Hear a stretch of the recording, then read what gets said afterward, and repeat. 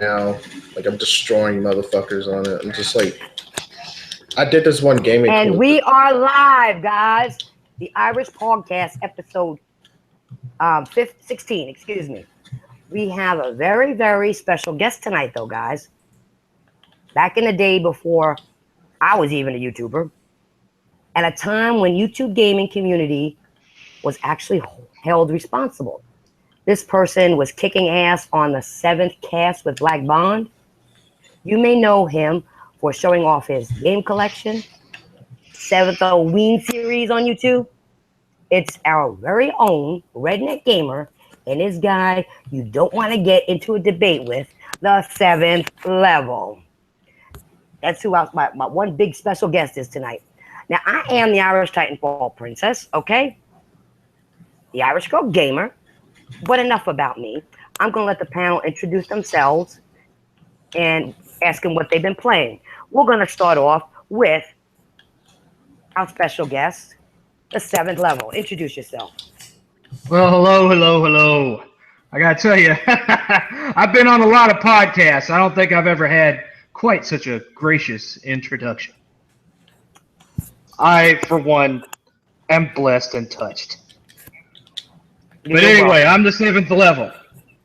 Some of you know me. I haven't been around for a while. Been about, what, 3 months? But I'm trying to get back into things. It's hard because half my shit is broke, but, you know, at least I managed to get on this podcast tonight. And that wasn't without its challenges either, because while I was trying to set up, my fucking Yeti microphone broke. So, you know what? People talk about Murphy's Law. I think from now on it should be renamed 7th's Law. Because if it's gonna break, it's gonna fucking break on me. God damn. But anyway, I'm here. I'm here and I'm ready to talk. Proceed, sir. And what you been playing anything lately? Moving everything, but you get a chance to play anything? Well, I was playing the remaster of Skyrim for a bit, and I've been dabbling in Final Fantasy 15. I haven't had any, you know, all my money went into this move, so I haven't had the money to buy any new games, except I squirreled away enough for 8's birthday, which was at the end of January, so I got him Resident Evil 7. So that's the only new game that I've got. Everything else is old hat by now. So That's about it. Okay. But I'm supposed to get a promotion and a raise next week, so maybe I'll go celebrate and buy something for myself. Who knows? Maybe I get a copy of Nioh if I can find one in stock anywhere. I don't think so.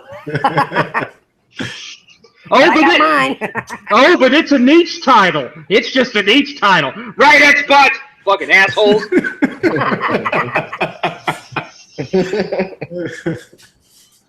Let's move on. We are going to have some people, like one of our main members, Porter Rock. He's going to be late. He had work, so he's going to be late. Okay, we have one other guest that's supposed to come.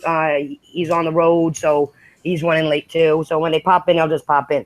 Now we also got J-Dub. Introduce yourself. Hey everybody, it's your boy J-W, aka Kratos, the son of Olympus. Thanks for having me on the podcast. Welcome to the crew, the cast, all the fans out there. It's an honor to have me on. You know, thanks for inviting me, and let's get going. What have you been playing? What I haven't been playing, we got Nioh, Gravity Rush 2. Well, what haven't you been playing? Yeah, what haven't I been playing? You know, the Xbox. Exactly, that's true, the dust box. But Resident Evil 7, PSVR, I'm trying to get through that. You know, I got to play that 15 minutes at a time, and then I got to shut it down. Yeah. You call it the dust box. I call it the traded it into Gamers Alley to get a Pro box. Well, you know, GameStop is only giving $40 for it now, so you know. Are you serious? Wow. Yeah, seriously. That's it? Yep. Wow, $40 for an Xbox One. Damn. I don't believe that. I don't think it's that bad. Check it, man. Check it. $40. All right, and then you could probably get more for the NES Classic than you could for that piece of shit. Probably. And then we got, last but not least, we got Demetrius. Shout yourself out. Tell us what you've been playing. Hey everybody, it's Dimitri going on here, the anime king of all anime guy here who loves anime to death. Not more than gaming, but I still love it. I've been at the moment. I'm playing For Honor beta. I'm playing it right now. I've been raging at it a little bit, but it's a little difficult. But I'm getting used to it now. So anybody who doesn't know, the For Honor beta is open, so a lot of people can go play it. I was also in the closed beta too, but they also have an open one, so everyone go check that out. So. Okay, great. We're going to move on to our first subject. And the first topic is the PS4 wins NPD for January 2017. Once again. Well, that's a common sense nature. Of course. Xbox One has no Exactly. fucking game, Listen. so that's a common sense nature. I'm not surprised at this, but I know you guys aren't. Fuck no. Any Why would gaming I- division that keeps their focus on gaming is going to dominate this gen. The facts. It's been like that all the time.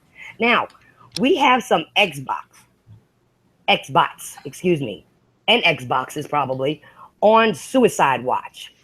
Damage controlling. This week alone, I have been told some of the worst and dumbest things about Xbox fanboys, which I'm tired of hearing. Don't DM me no more. You even had Crap Gamer use race and nationalism as an excuse for why the Xbox One is not winning an NPD, which I think is totally ludicrous. Yep. Once again, being racist again, okay, which I can't stand. Okay, Next, you'll blame it are on your Trump. guys? Yeah. Probably. What are you guys' thoughts on the NPDs? And are you all surprised? I know you're not, because I heard the response on that one. We'll start out with Demetrius. Well, as I can say, is that's a common sense nature. I already knew PS4 was going to win. That was just a common sense thing. Xbox One has no games. I hate to say it, coming from a guy who owns an Xbox One, and I generally still play my Xbox One. I was on it yesterday playing Forza, and I played for like 15 minutes and got off of it. But hey, that still counts as me playing it, right? I think. True. It doesn't have any games that I'm excited for. Like I said, they cancel Scalebound, and I'm disappointed. That really broke my heart right there.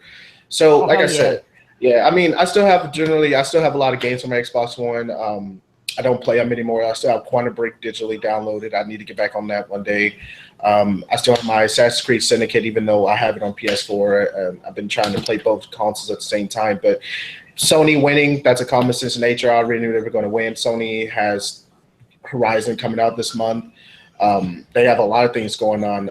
Even what I also heard that Xbox One, when it comes to, what is it, Sniper Elite 3, the new one, Sniper Ghost Elite, they even said that Xbox One is not even getting the season pass to it, but PS4 and PC is. So that sucks for Microsoft, man. They're just getting the shaft from a lot of people. I talked about that last week, which I thought was crazy. You can pre-order it, but you ain't getting shit. Yeah, so Microsoft is getting the shaft again. Again. So I don't know how Phil Spencer feels about it. One of the guys I was looking at on YouTube, he was saying that Phil Spencer was not in a good mood about it. He was really upset about it. So I don't know what Microsoft's going to do about that, and hopefully they can get something out of the deal. But you know what? He's pissed off. But I could say one thing: if he stays off his PS4 and has to do shit for Xbox, maybe he'll be all right. Exactly. Hey, well, what he needs to do is just leave Microsoft and then go to Sony if he loves them so much. I mean, I would. Fuck it. I mean, I want to go where the winning team is. That's just my opinion. I mean, I can't go where there's no games and we're not winning. We haven't won since day one. Like, it's terrible. He ought to put his Scorpio dev kit up on eBay and use the money to buy him a Pro and a Switch. Oh, bitch. All right. Next, we're going to ask The7thLevel. What's your thoughts on that? Like it was going to end up any other fucking way. I mean, come on. Come on. Look, anyone that's in the know that's got half a brain that's a multi-console gamer that wants to have it all we're going to know that the Xbox One S was a waste of time because you got the Scorpio coming out in a year. So them announcing this better version of the console, in my opinion, has kind of stagnated their sales.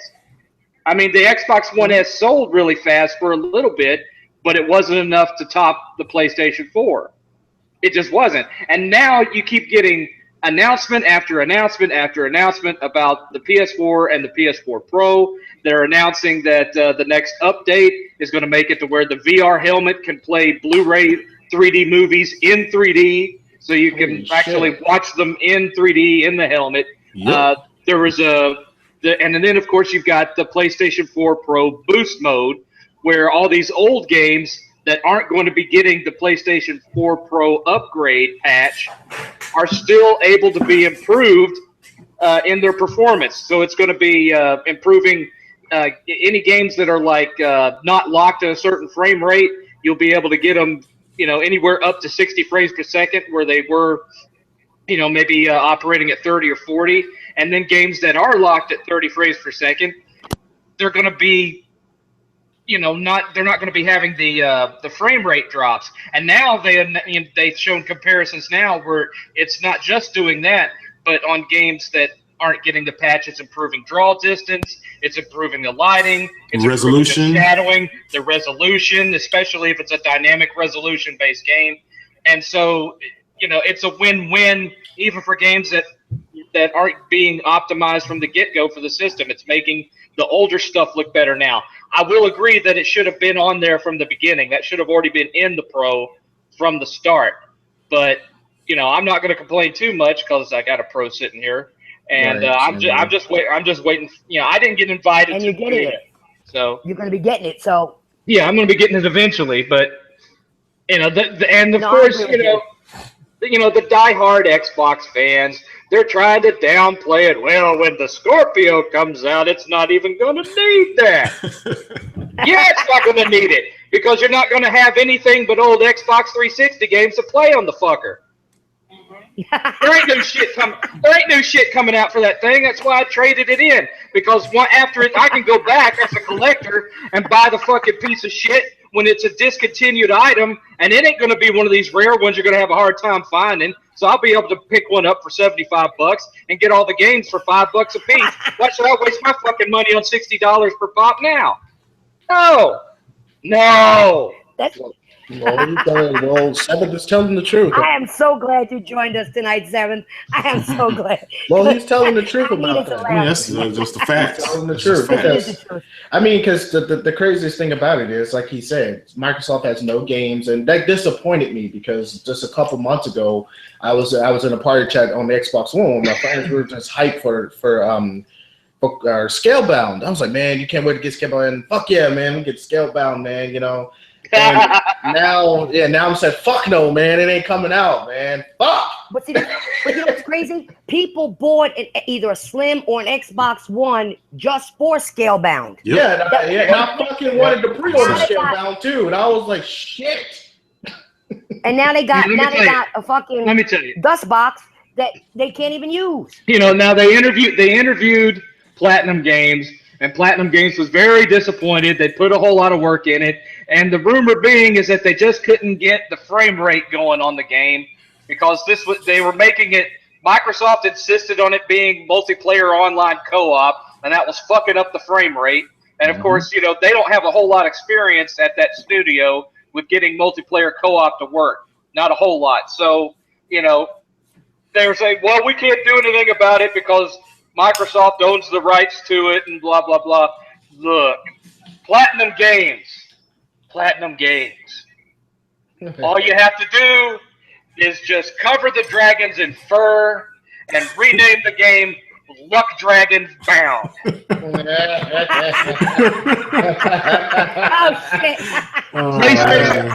PlayStation fans and old fuckers like me that remember Neverending Story are waiting to purchase your game. Come on over to greener pastures, Platinum Games. Come on over. Remember, we're the ones that actually appreciated Bayonetta, even though we got the shitty copy. Come on over. I was a fucking fanboy when that fucking shit came out. I remember that the game came out like 7 years ago. My mom was she was taking me to GameStop to go pre-order it, and I got that Bayonetta poster. Like legitly, that's for like seriously legit. That Bayonetta game was a fucking beast. Like I liked it more than the Devil May Cry series. Like I don't know why, but I really liked it way more than Devil May Cry. And then when I heard that Bayonetta 2 was coming out a couple years ago, and when they were saying it was only for the Wii because I guess Microsoft and Sony didn't really want it. I don't know the story behind that, but that disappointed me when it came out for the Wii because I do not like Nintendo products. Like I said in last week's podcast, I'm not a Nintendo fan. So that's now becoming one of the rarest games on the Wii U. Bayonetta 2 is becoming valuable, but getting back Platinum Games. We know you're already giving us Nier, but you can go ahead and give us Luck Dragon Bound 2. I mean, look what's going on, right? and a sequel to it, and a third one. Because look what's happening now. We have a new IP that's a blatant clone of Dark Souls and Bloodborne, but we don't care. It's a new game and it's good. And how often do you hear in this day and age about a brand new IP selling out everywhere? You don't, but you hear about it in the PlayStation 4 community because we buy games. Yeah, Bring it on over, Platinum. Bring it on over. But Seven, what about Halo? What about Halo 5? You feel me? What about like Halo Wars? What about those games? Don't they sell out? It's funny. Come on. It's funny. You're too funny now. I was being fucking Halo 5.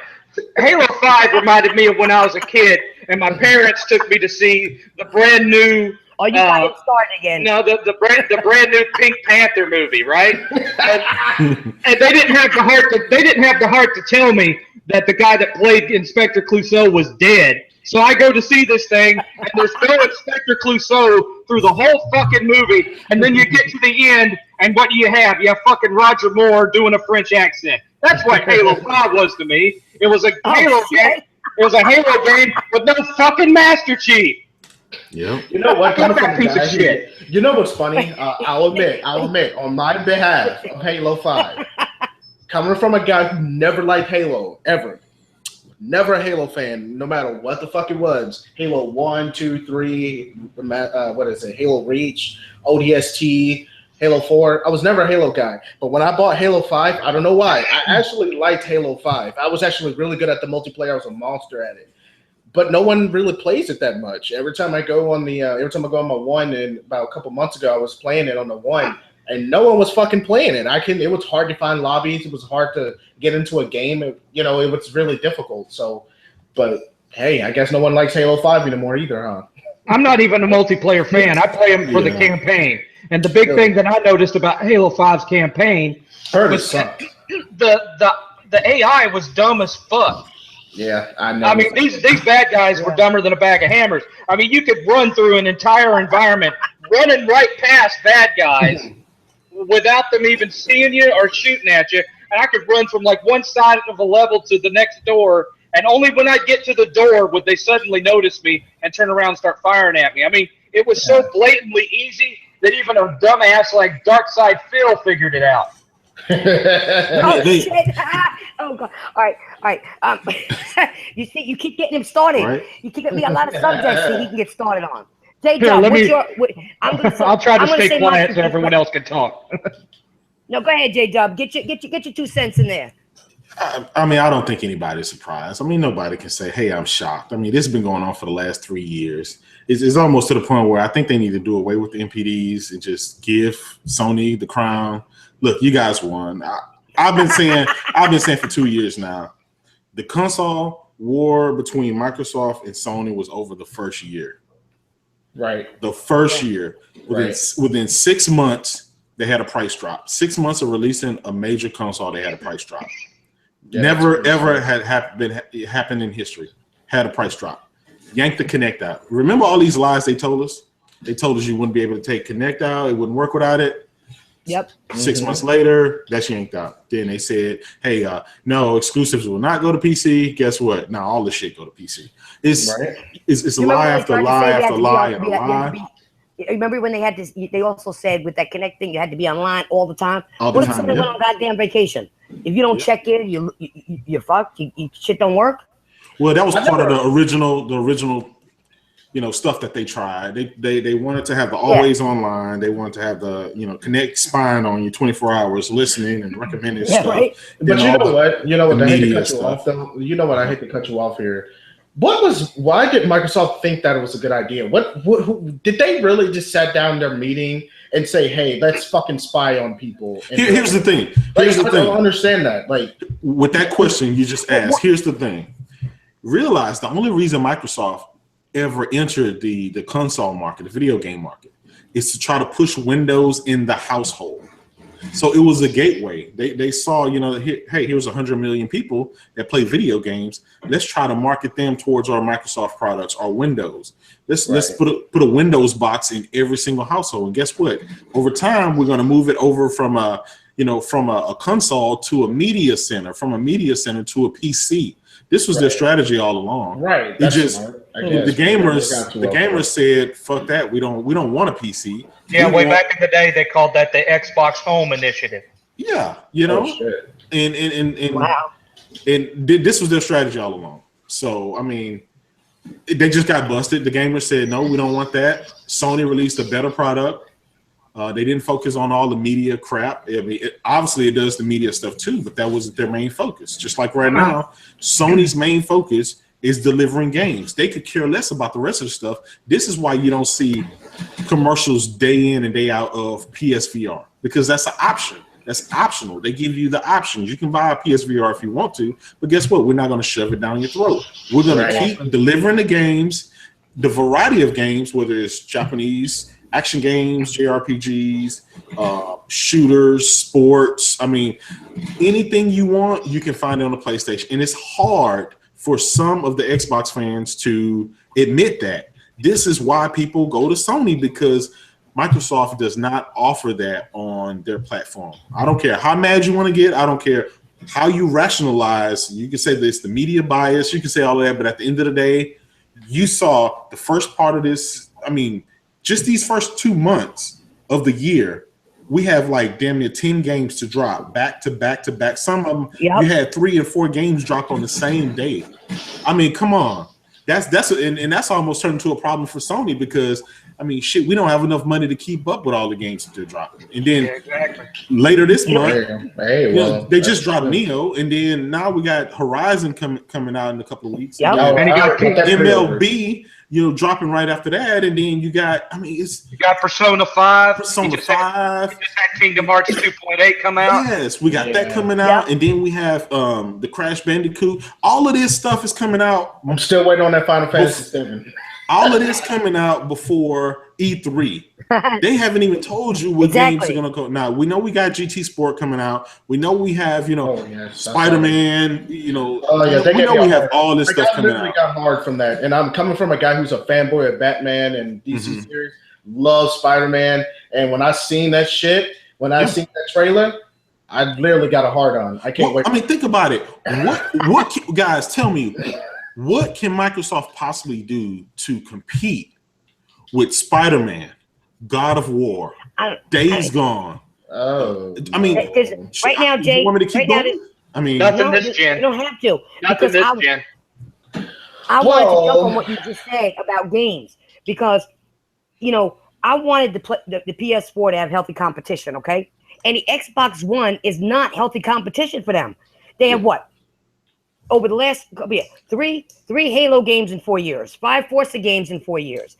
Games are being canceled. Microsoft has one high production studio, and that's Turn 10. Yep. For me, and people will get mad at me saying this, Sony is treating me like a princess that I am and spoiling me with games. There you go. Mm-hmm.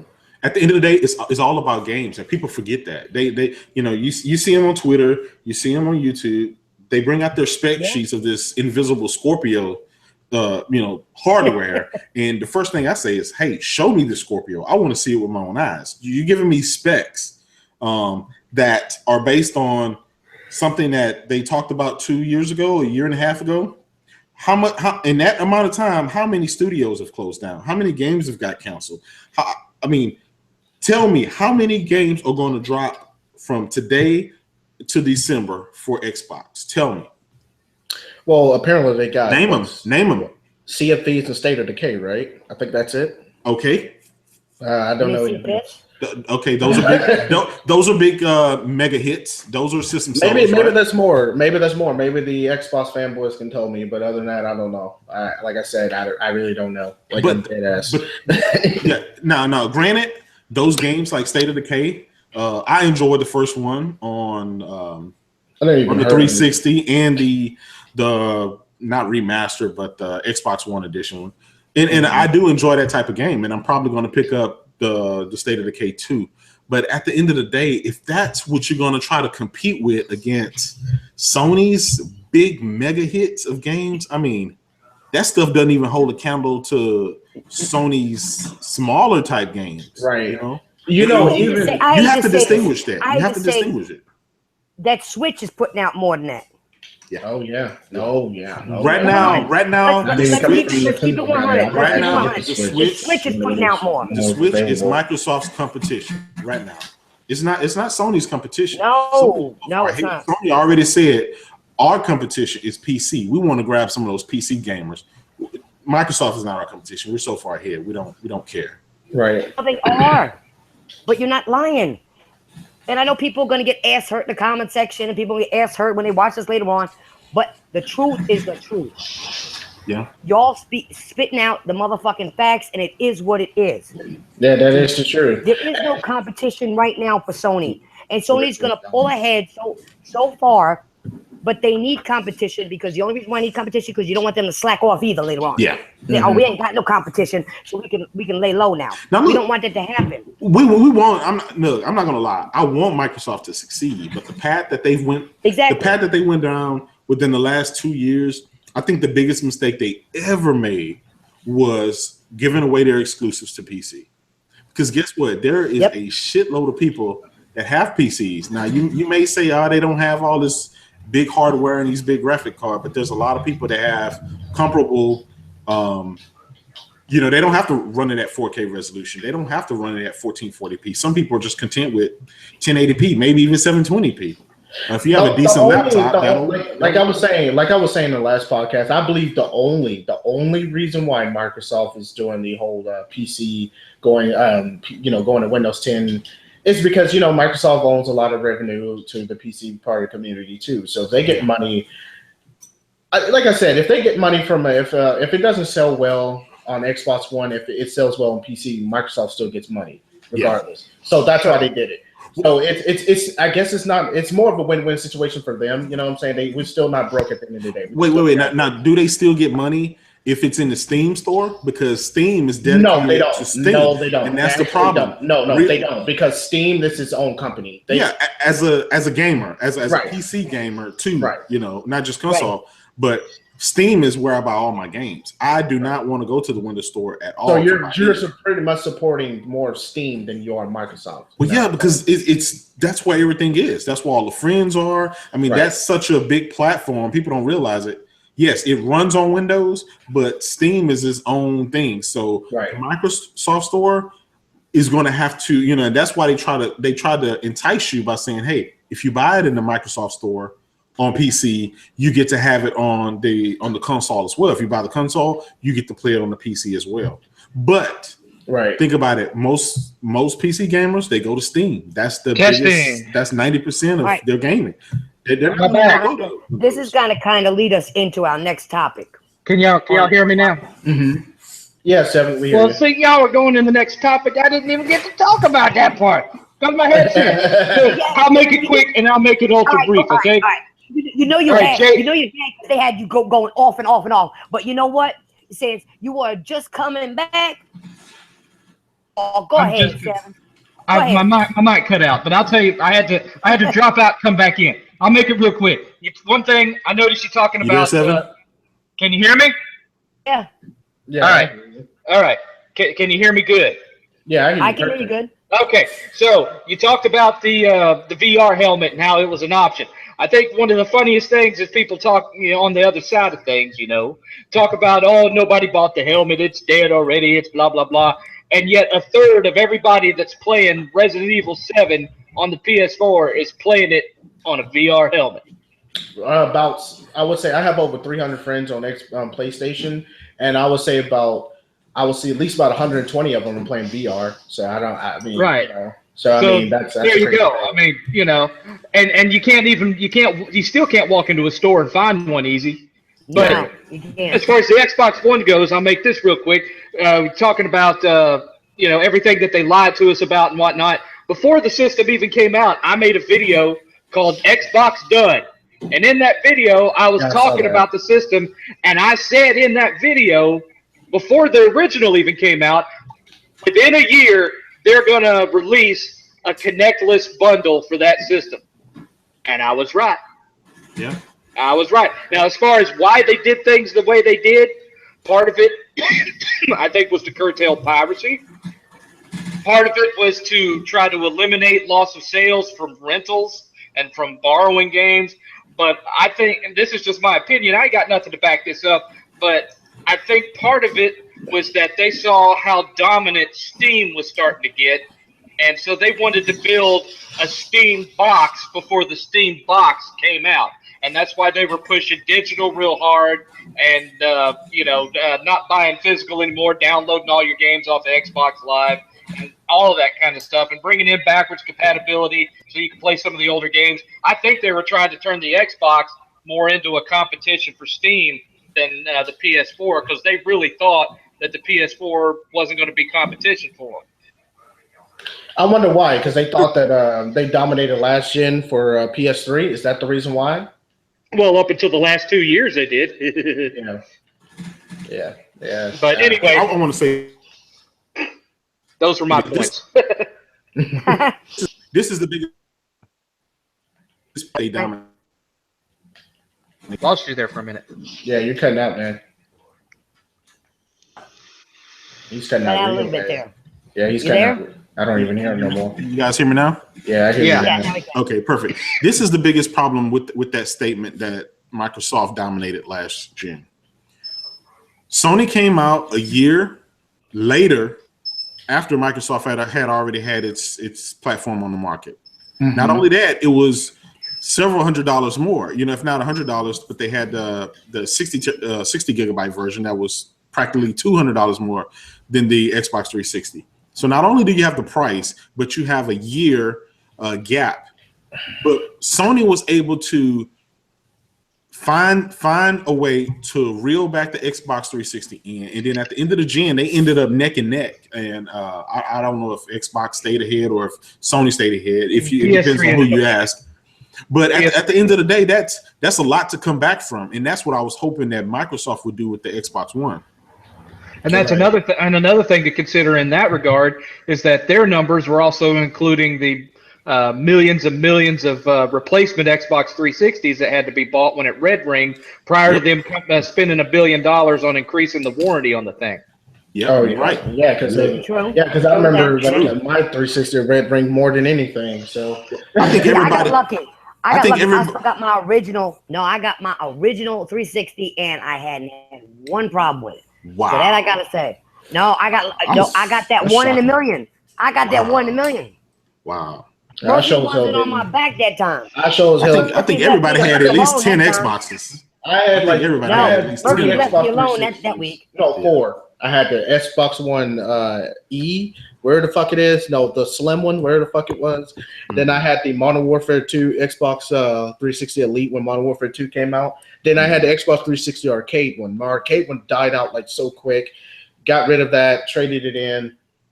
Got me that Modern Warfare 2. My mom bought me the Modern Warfare 2 Xbox 360. Loved that shit to death. And that one almost died on me. It red ringed for a little bit then. Well, it did die on me. Then I got it fixed. And the warranty was like, I don't know if the warranty was still in check at the time. I don't remember. That was years and years ago when that happened. But yeah, like my 360 did fuck up on me quite often. But when I had the PS3, the fat one, the George Farmer Grill PS3, the fat one, that motherfucker never fucked up on me.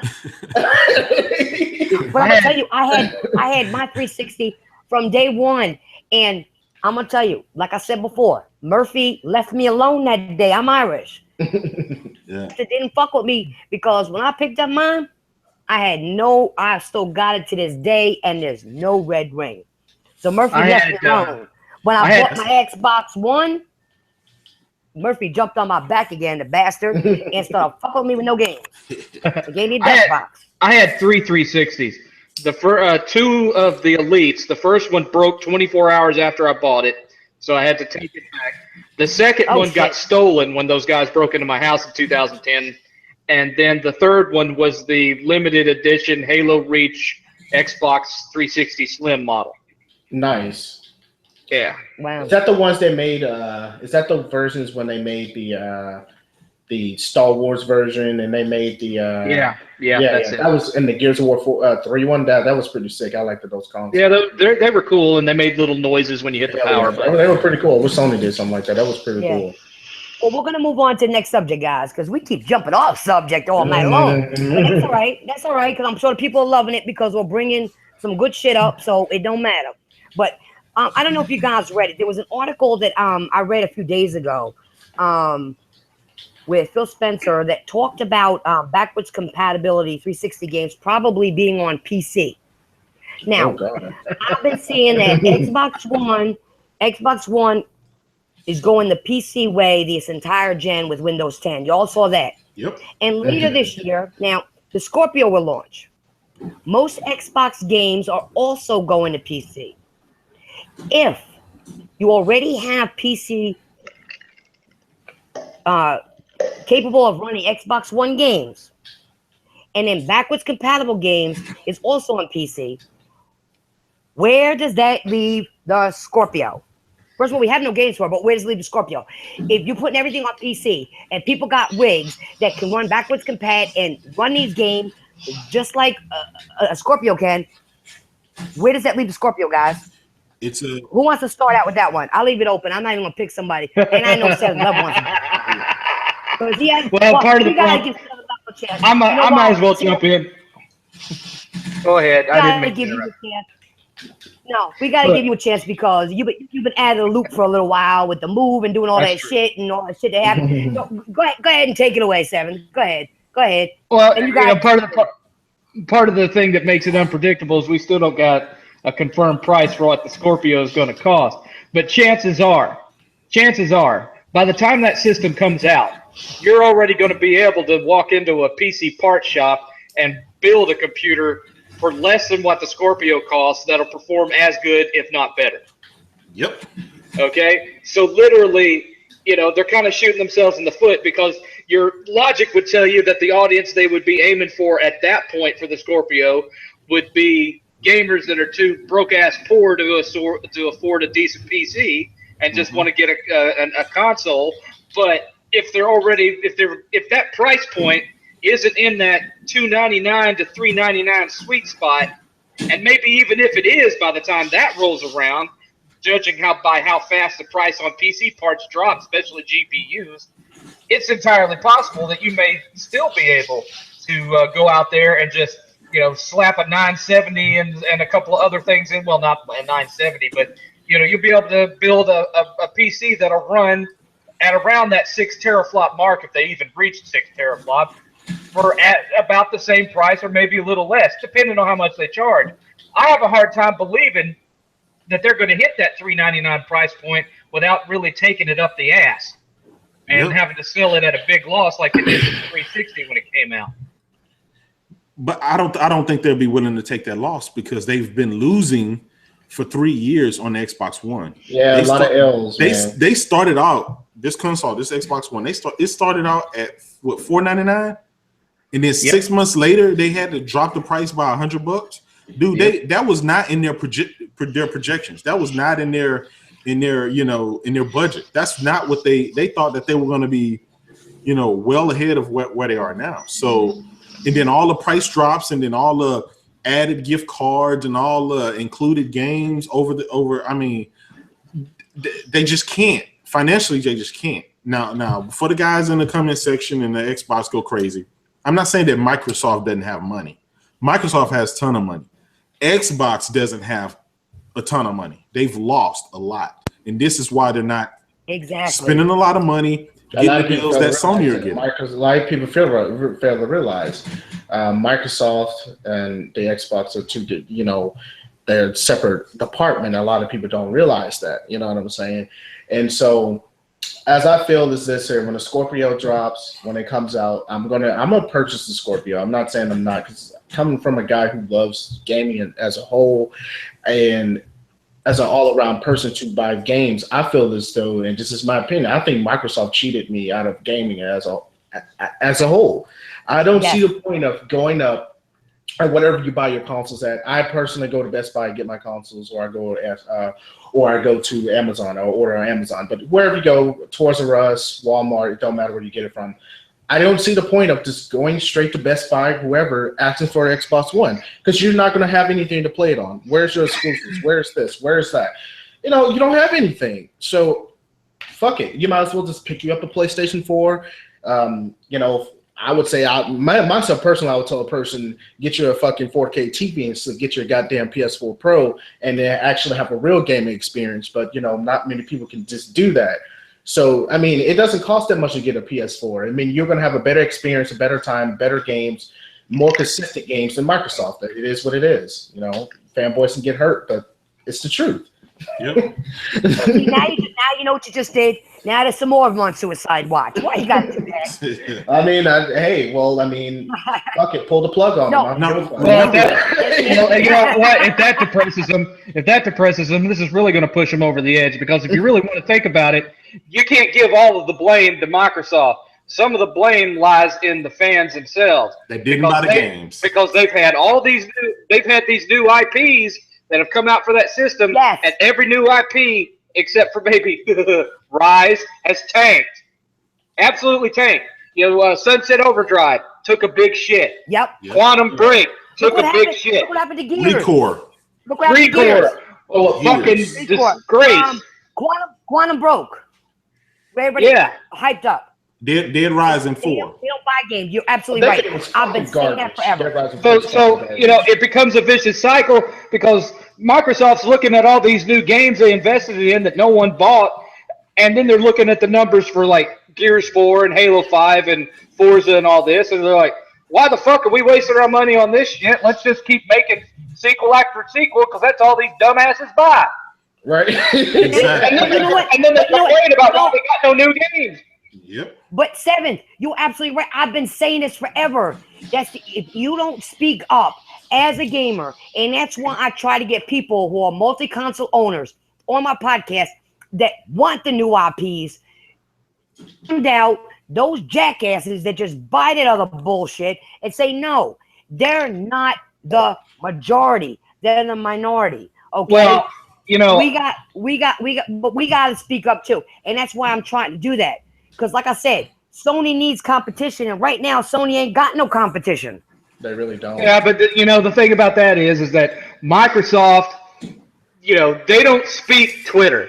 Microsoft don't really speak YouTube. Microsoft speaks transactions. They speak green. No, you've got to speak with your wallet. They're going to pay more attention to what someone buys than what someone says about a game on Twitter. So these little twits like Crap Gamer and all this that run their mouths, the bottom line is they're going to pay more attention to the people that don't even get on Twitter, don't get on YouTube, but they're going out to these stores and they're spending their money. And right now they're spending their money on all the old shit. Yeah. Speaking of Crack Gamer, doesn't Phil Spencer really hate that guy though? He doesn't like him at all. No, because one thing. But a lot of, I don't know if you guys really don't like Phil Spencer, but what I've heard that he's a pretty cool guy. I really haven't heard any bad things about him. So he had no fucks to give about Mooch neither. Oh, too soon? Yeah, I've heard that shit. Heard he hates Mooch, but Mooch is a fucking idiot too. But here's Phil Spencer's. Well, problem. He was. Phil Spencer's his problem is him, Aaron Greenberg, all these executives, at Microsoft. I haven't heard that name. They spent more time. Listen, I'm gonna before you keep going. I just gotta say one thing. There was one Xbox executive that got in a group. Okay, so don't tell me. I know you say they don't get in there. Some of them do. Yeah. Okay, Mikey Bari got in a group. Okay, and these people talking pony this, pony that, and he got in there and jumped right in with him. Yeah. Right. Yeah. Calling people Well, I don't want to sound like I'm kicking a dude when he's down, even though I am. I mean, I should come out and say this. It doesn't matter who you're a fanboy for, and it doesn't matter the kind of doing stupid, lame, shitty stuff on YouTube. No one deserves to have their private life spread all over the place, and certainly not stuff about their kid. Now, of course, this was all stuff that was available on a public site where anyone could go and find it, but of course you had to have his name before you could do that. So exactly, I said the same thing. There is some blame on his part for making the stuff available in the first place, but still, he didn't deserve that. Right. Oh, no, Ridicule, yes. Scorned, yes. Verbally owning the shit out of him, fuck yes. But what happened to him, no. And that's all I'm going to say about that. Well, no, I agree with that. And like I said, it had to be somebody that he was close to, because I even been on a podcast with him. I didn't know his real name. I knew nothing about it. I didn't know that shit. So it had to be somebody that I think I know who did it. I think a lot of us know who did it. The same person is the same person who did the shit, the next gen 720. Yep. Oh yeah, I already know. Same one. And that's all I got to say about that. Guys, let's move to the next subject before we get ourselves in some real deep shit trouble here, because we go on about that. That was my fault. That was my fault. I brought it up. No, it's all right, Sevens. It's all right. You've been going for a while. I know you like to talk motherfuckers dancing. Right. Now, see, the thing is, we got these little Xbox fanboys dancing like little puppets and shit. We got them dancing and shit for us. So what, the comments? Yeah. I'm not even looking at the comments. So I just want to keep dancing. You can whine and bitch all you want. I'm not even fucking looking at it. Yeah. Well, here we go. And this is gonna. And to me, this next subject is going to be good for those people who are, especially PlayStation people who usually don't get invited. So we're gonna move into the next subject. Okay. So the news was that E3 is opening up to the public. I think the tickets start around $100 or $100 something. Okay. The price goes up after a certain amount of sales. Even if it's just for 1 year, this was a good move for gaming. Normally you have to be on a list to get access to E3. But now that gives the opportunity to smaller gaming journalists, people on YouTube and people like us, to actually show off content or share their experience. I think it's a great idea. I think it should stay that way. It shouldn't be by invitation only. What are your guys' thoughts on that? Who wants to go first? I know Seven's got something to say. I'm gonna keep mine a little short. Okay. E3 is always in California, correct? Yes. Yeah. Is it always in California? Okay. I think it's pretty cool. I've never been to Cali. A lot of good friends that's in California. And I think it's pretty cool. That they have it set as everyone can go. It's pretty nice. I really like that. Then I never experienced E3. I never experienced the ultimate experience of gaming like that. Everyone get around and talk about games. You need somebody to give you an invite, pretty much. Yeah, that's not. I think that if they could, you got to get the hookup. And not many of us has the hookup. So I don't know, but now since they have it open to the general public, that's pretty sick, and I think they should continue to do that. And yeah. Okay. I'll go. I think it's a good idea. I mean, let's face it. Not everybody every year can, go to E3, spend $1,000. I mean, thousands of dollars to go out there. And I think the biggest problem is the people that generally go every year. They feel like they're not special anymore.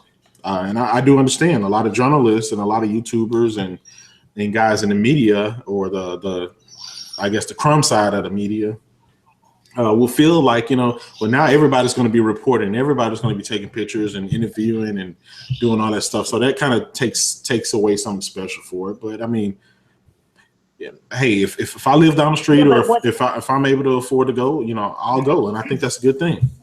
Yeah. Yeah, I think it's a good thing because you know what? I don't think it's fair that the same people get to go every year and experience the same thing. Why are they special? Yeah, it becomes a buddy club.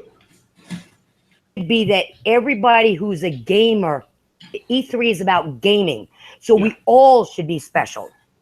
Right. Yeah. I like that. Not the fucking Call of Duty ass kissers like T Martin and all that shit and fucking Allier. Not those piece of shit motherfuckers. It should be everybody. Everybody should be able to go. You know what I'm saying? Like you said, man. Like you said, TP. If everyone is a gamer, you should have the right as a gamer to go.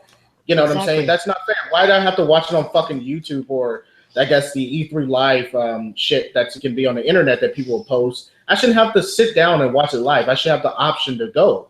But exactly. But now you have that option. But still, the option. We deserve that option. Absolutely, and it's probably weighing heavily, like he said, on the elitists that were the only ones getting to go previously and getting to host all that stuff on their channels.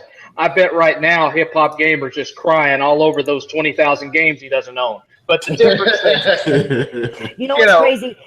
I bet a lot of those elitists that the only ones that get to go are probably crying right now because they're like, oh, damn. Now we're going to have these other small YouTubers coming in here and are taking away my views. Nobody wants to view your shit all the time. Well, not everybody's going to afford to be able to go, but at least everyone has the opportunity. Yeah, but you know what?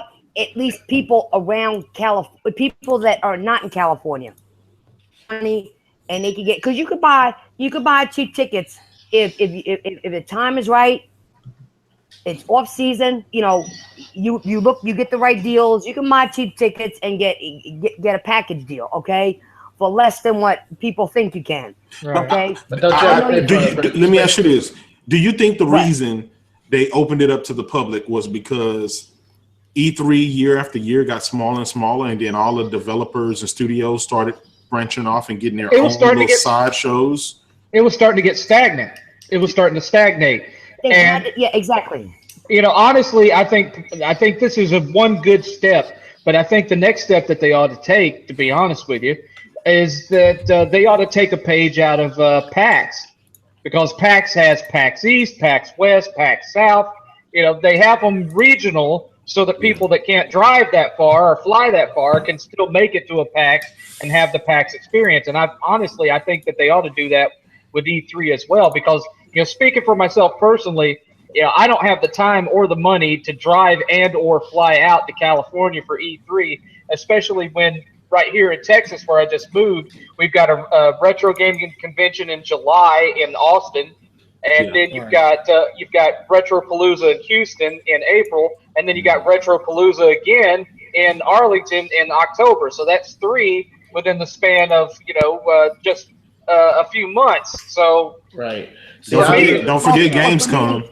Gamescom. Yeah. And for me, I'm on the East Coast. I have 2 very sick parents, and I have a fiance. And first of all, I'm not flying across country without him.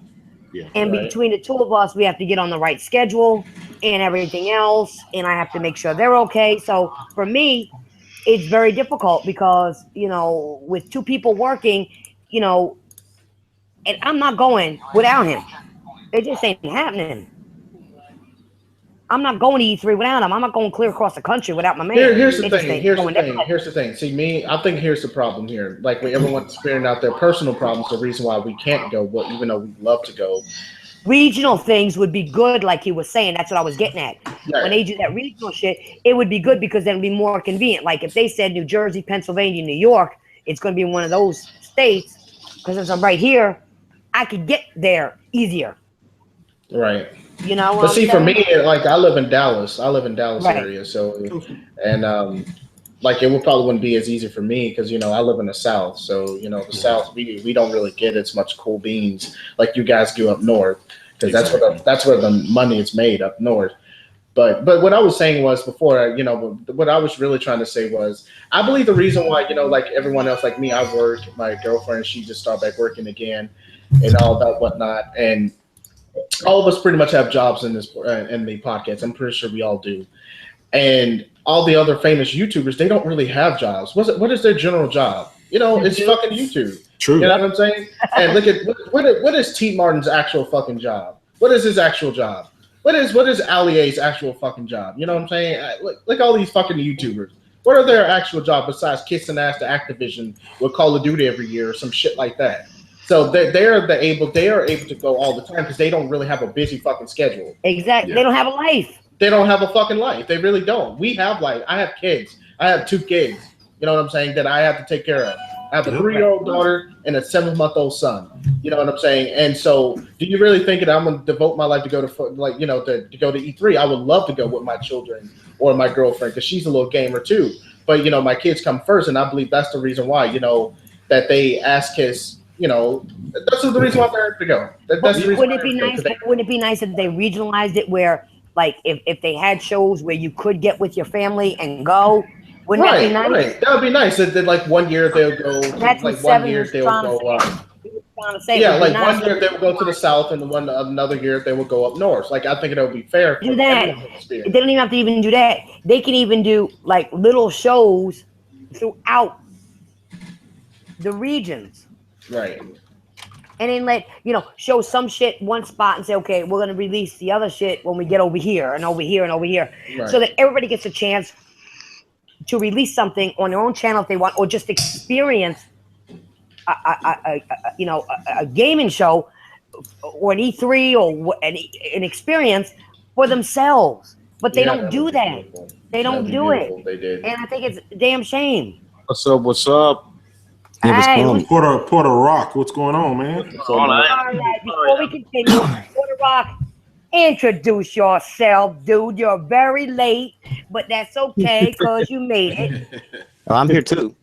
What's up? What's up, everybody? Hey, I'm so sorry I'm late, but like you said, life happens, bro. Our jobs sometimes interfere with our YouTube phone. But anyway, it's your boy Porter Rock 77, host of your 60 Frames No Lag podcast. Again, I'm sorry I didn't have one this week. It's been crazy and busy this week, but it is. But I'm so glad to be here. Hey, what's going on, Princess? What's up, everybody? How you doing? Hey, what's up, man? What's going on, man? He didn't make his introduction. We also got to have Rambo. Introduce yourself.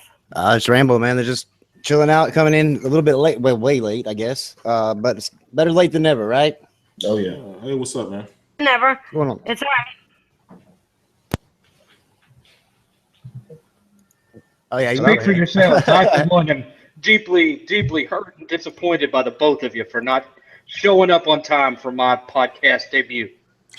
I'm so sorry. Hey, how about this? How about we make it up if you go up on my podcast? I got a Rambo. I got a question. I can do that. Awesome. I'll send you an invite next week, brother. All right, man. All right, Rambo. I don't like to bring it up, but I don't like members of my podcast being dissed like you got dissed. Oh, what about me being a pony or whatever? Yeah.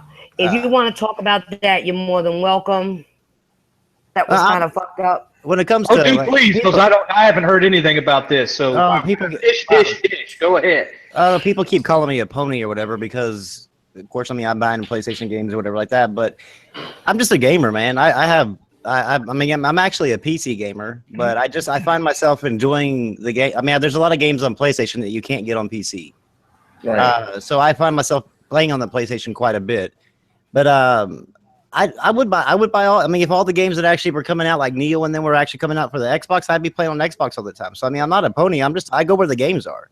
Right. Thank you. Amen. When it comes to like that, I mean, like, just because you see me buying PlayStation games, just know that hey, that's where the games are. So I mean, if you want to come, just come on over.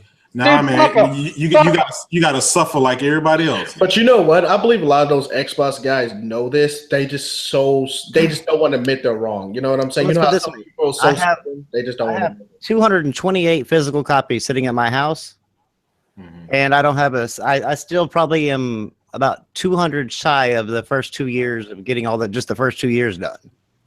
Wow. So I mean, and that's just physical. That's not even counting just digital titles only. So I mean. Here's the thing with the people calling you pony, whatever. And I try to talk to these Xbox communities, but they refuse to use their critical thinking skills.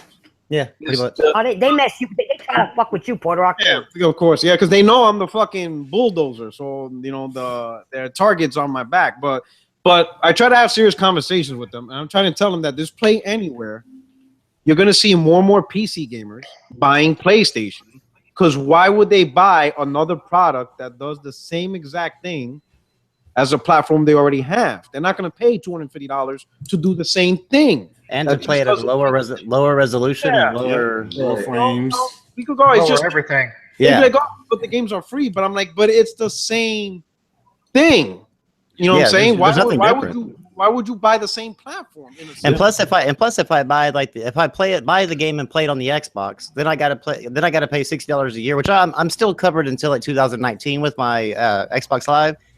But I mean, if I didn't have that as a PC gamer, I've got to go to Xbox, then pay $60 a year for me to play the same game I can play on my PC for free. Exactly. So I've been trying to you just brought up something. I gotta say this. Not to cut you guys off, but I gotta tell you guys this shit because my yearly subscription ran out on Xbox Live beginning of February, right? Mm-hmm. Sold it because I wasn't gonna do it again, right? Do you know I got a message? I'm a loyal subscriber. They gave it to me for a fucking $1 for a month. Wow. Yeah, for the first month, and then it goes. Yeah, they will do that because they gave me like that back in November when I was going to do that. Yeah, they would give you a one. You can get a month free for like $1 or something like that. I think it's something. I was like, what the hell is this shit? You ain't giving me no games. What the hell do I want you? I took it anyway if it was $1, you know, whatever. But I mean, come on. Mm-hmm. But anyway, guys, go on. I'm sorry. When you just brought that up about the subscription, so I had Rambo. Yeah, what's up? Rambo. Look, man. Fuck them. Fuck every last one of them. They don't bother me, man. They like bend them over and fuck them with the HoloLens they'll never be able to afford. All right. Before we go any further, I want to say something real quick about this. You know, you've got cool guys that are multi-console owners, or they're just Xbox guys that love Xbox, but they play the other stuff too. You know, pay attention to them. You know, talk to them. Guys like Arsenal. You know, I've never had a crossword with Arsenal before. No. Now, I can even have a civil conversation with Tim Dog if you get him away from all the dipshits that he hangs out with. I haven't been able to lately, like, because every time I try to make a comment to him, like if it doesn't go along with his comment, he always quotes my tweet and calls me like a Sony pony or that I'm triggered or something like that. I'm like going, yeah. When did disagreement become triggered? That's because he has to, you know, he feels like he has to appeal and impress these little sycophants of Crap Gamer and all these dipshits that hang around him, and use him as a news source. He feels, you know, that he's got to maintain that audience, so he does stupid little trollish shit like that every now and again. But if you get him away from that stuff, he's a nice guy. Oh yeah. I mean, I've had a lot of really great conversations with him. He's actually level-headed. You know, yeah, you just got to keep him away from all that bullshit. Seven, you're absolutely right about that because I've got him personally and chatted with him, and he's two different people. He's a very nice guy. You're absolutely right when you get him away from bullshit. But you know what? And he ain't the only one. But he ain't the only one. He's not the only one. No, there's good ones. There's other good ones out there. But you know, get him away from the bullshit people. And I hate to bring up his name again because I don't want to give no views, but like Crap Gamer, you get those people away from Crap Gamer. They're different. They talk real shit. They actually talk about gaming. They talk about for real that they own multiple consoles. They talk about their Xbox is dry, even though they promote Xbox, but they can't stand it now, and they're playing on PlayStation because they have nothing to play. Don't forget, Americans chose the wrong console again this month. Right. Y'all remember that? Y'all saw that? Yeah, I saw it. Don't pay. You know, just let it run right off your back. If you're going to do anything, just turn around, point, and laugh at them. That's what I do. Sometimes I think that guy Crap Gamer does that bullshit just to. No, he's a you troll. know what? I think he's legitimately a PlayStation guy too. There is no way you could be that fucking stupid. He's trolling for ad revenue. He's trolling for ad revenue and T-shirt sales and all that. And I'm not going to knock that because it works, man. You know, if I actually thought that people would buy a shirt with my face on it, I'd sell it. But you know, that's what he's in it for. He knows that's what his audience is, and so he's going to just keep tossing shit at them, knowing that they're going to bend over and just swallow everything that he gives them. You know, Oh, but these sycophants, they'll come at you. I haven't made a video aside from telling everybody where I'm at. I've been gone for 3 months, and like I was saying earlier, I can log into my YouTube, 60, 70, 80, 90 comments, and almost all of them are still on that 3-year-old don't buy this shit, the Xbox One video. Just whining and crying and bitching and moaning. Yep. Just let it roll off, man. It ain't even worth paying any attention to. Yeah, because I always thought that Crap Gamer was just like I knew this guy wasn't serious. I'm like, how can you be that fucking in denial and really be that major fucking fanboy of a company that's just not doing well? So many people are saying Microsoft is not doing well. It's not even just us, dude. It's multiple people. I even have a friend, dude, who was a major Xbox guy, like, you know, a guy who owned Microsoft products since the OG Xbox. And he even says that Microsoft is dry as shit. He said lotion needs to be on Microsoft because he bought a PlayStation 4 2 months ago because he really wants to play games. And even my friend that's a major Xbox elitist says the same thing. Microsoft has no games. So if Crap Gamer is like the only guy that's going around saying, oh yeah, Microsoft this, Microsoft that, fuck Sony, Sony this, Sony pony that.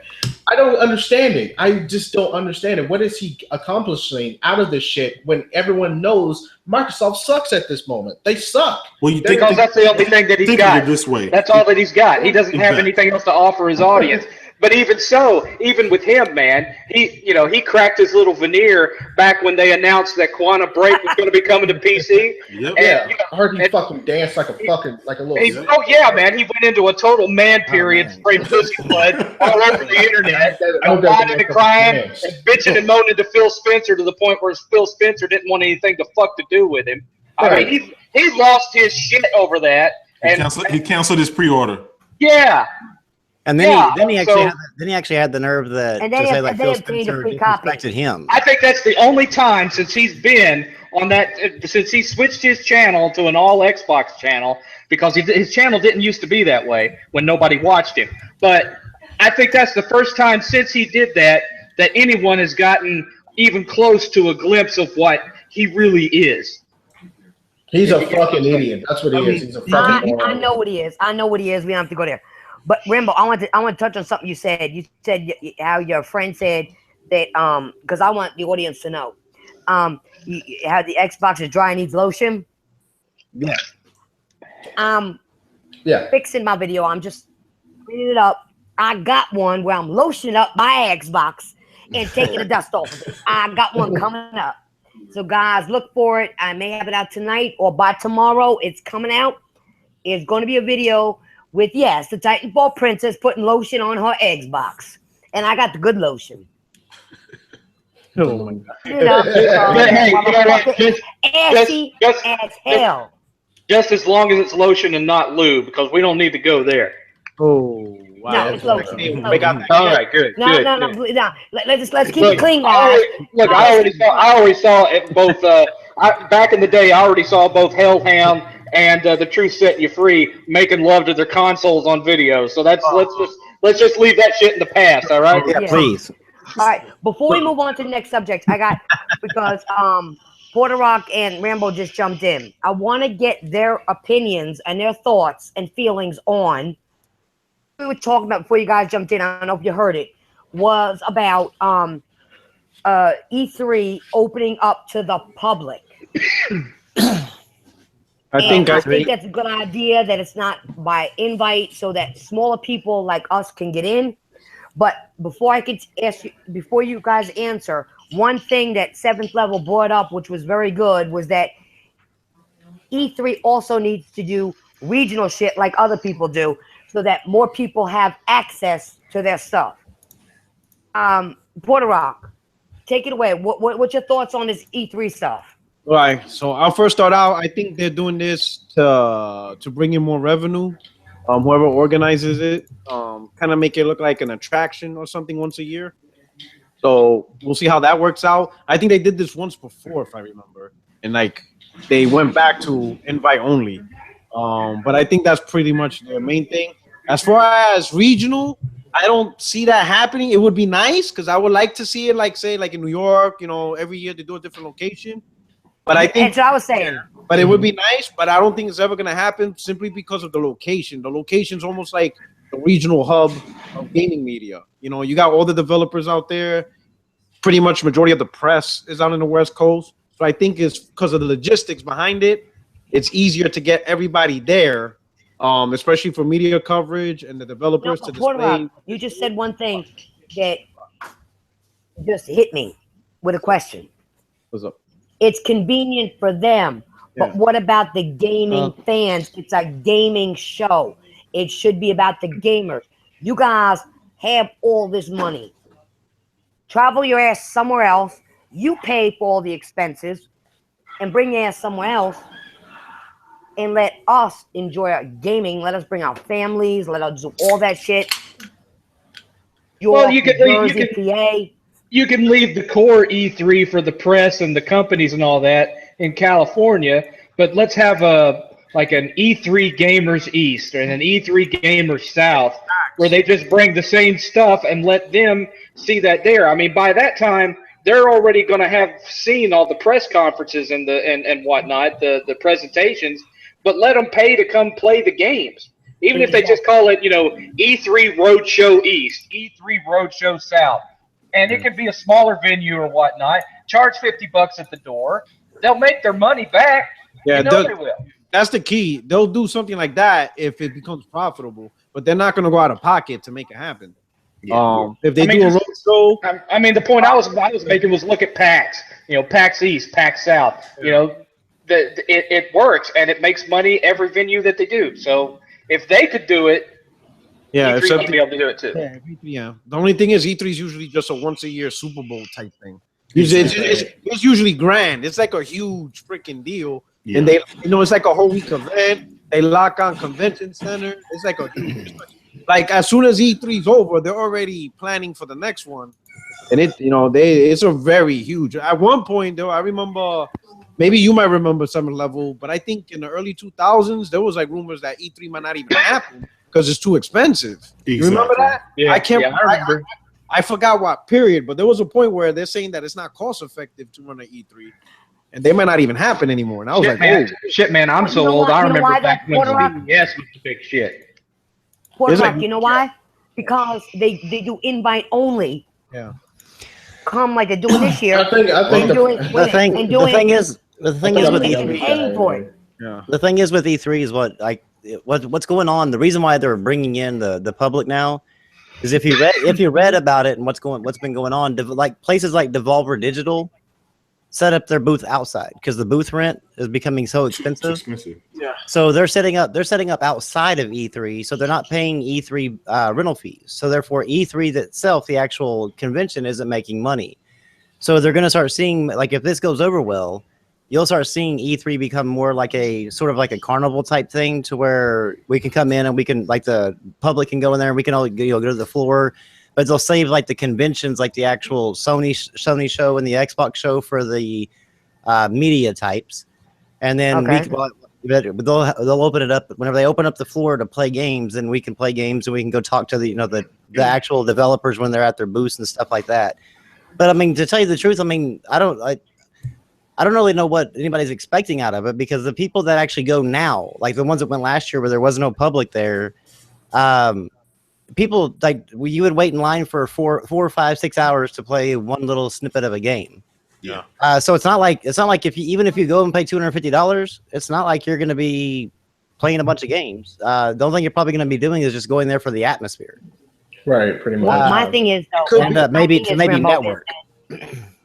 First of all, it's only supposed to be like $100 something dollars. That's a good price. But what I'm saying is that it would be nice. It would be nice to let smaller YouTubers, like, even if they're just in that area. Well, yeah, I mean, and share their I'm okay. Other than just the big YouTubers. I'm okay with him doing that. I don't like the big YouTubers. For the ones that consider themselves media, I don't like. I go in the colloquial sense of the word media, which is like reporter, like an actual reporter and stuff. Yeah. I call YouTubers basically influencers, because like PewDiePie, he's going to influence people to buy games. Because I mean he's not a media person, he's just an influencer. Yeah. So I mean I get why they are definitely on the list to go, because you have that's a free commercial. Exactly. And you're reaching more probably on during that little time that PewDiePie is playing that game or talking about it than you are people running the ad on say Fox Sports or whatever. You're probably running you're getting a lot more coverage that way. So I get why they're there. Right. But I mean I like the idea of them opening it up. I don't think that people realize like they're talking about it, but you're not really going to be able to play a game. Like you might play one or two while you're there. But that's a lot of money to spend just if you're going there to play games, you're going there for the wrong reason. You need to go there because that's mainly a place like where you're going to be. I would go for an experience. Be seeing like industry types. So that's where you go to reach out to try to get maybe some sort of like a networking deal with like say a smaller developer. To where maybe you whenever when they get a new game, they send you a code and you can start talking, try to get more coverage that way on your YouTube channel. That's where it's more networking there than it is actually anything else. So I mean, I think it's a great idea for the smaller YouTube channels to be able to go there and to get to get a relationship with one of these developers to where you can maybe build your channel off of focusing on one game or whatever, rather than Call it. So yeah, I think some of these of us common folk who are getting excited about this may be disappointed when they walk in thinking they're going to walk out with bags and bags of free swag too, because these companies aren't going to be able to afford to give everybody that steps in the door the amount of shit they give to these media guys. Oh no, the media. The reason why they give it to the media people is because they're the ones that's like basically paying them off. Yeah, exactly. Influencing them to make give a good review or whatever. But I mean, you're going to get some swag. There's going to be some free stuff, but it's not going to be anything near like what you see for the common guy. What you see like whenever you see these people in these YouTube channels like show their swag bags. Yeah, you're not going to see that type of stuff. You're going to get stuff like stuff. Gears of War 100 beer cozies. Yeah, like something like that. I mean, smart ass. Yeah, you're not going to get shit pretty much. I mean, it would be good to go for the experience, and I'm okay with like them doing like the E3 in California, and then kind of like what Seventh said is like maybe making like the E3 roadshow to where or E3 Arcade South, to where you can go in and they do like 1 day pass instead of like 3-day passes. Do 1 day passes, so that way if you came on one day, you can't come on the next. Maybe gives everybody a chance to try the stuff. Yeah, so that way you could. No, yeah, that's a good idea. Yeah, that's that a way good people idea. can come in, play the games, and then move on to your day. Whatever. But I mean that way, like they can kind of the developers actually or people within the development company get to actually meet the gamers playing the actual game. Not so much to the media and the influencers, but the actual gamer that the people are influencing to buy, and hear from them. So that way, maybe they can actually hear what the gamer is actually looking forward to in a game. I think that would be good. And make booths at those smaller venues cheaper, so these smaller developers can actually afford to put their game on display in there. Exactly. Yeah. That's a good idea too. Instead of making it to where these smaller developers have to set up outside of E3, that way they can at least, maybe if they can't afford the big E3, they can at least afford the little road show type thing just to get people interested and hyped up for their games coming out. But no, I think you hit it on the head.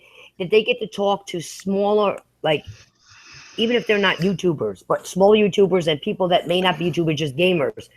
And these developers can actually say, hey, games are you looking for?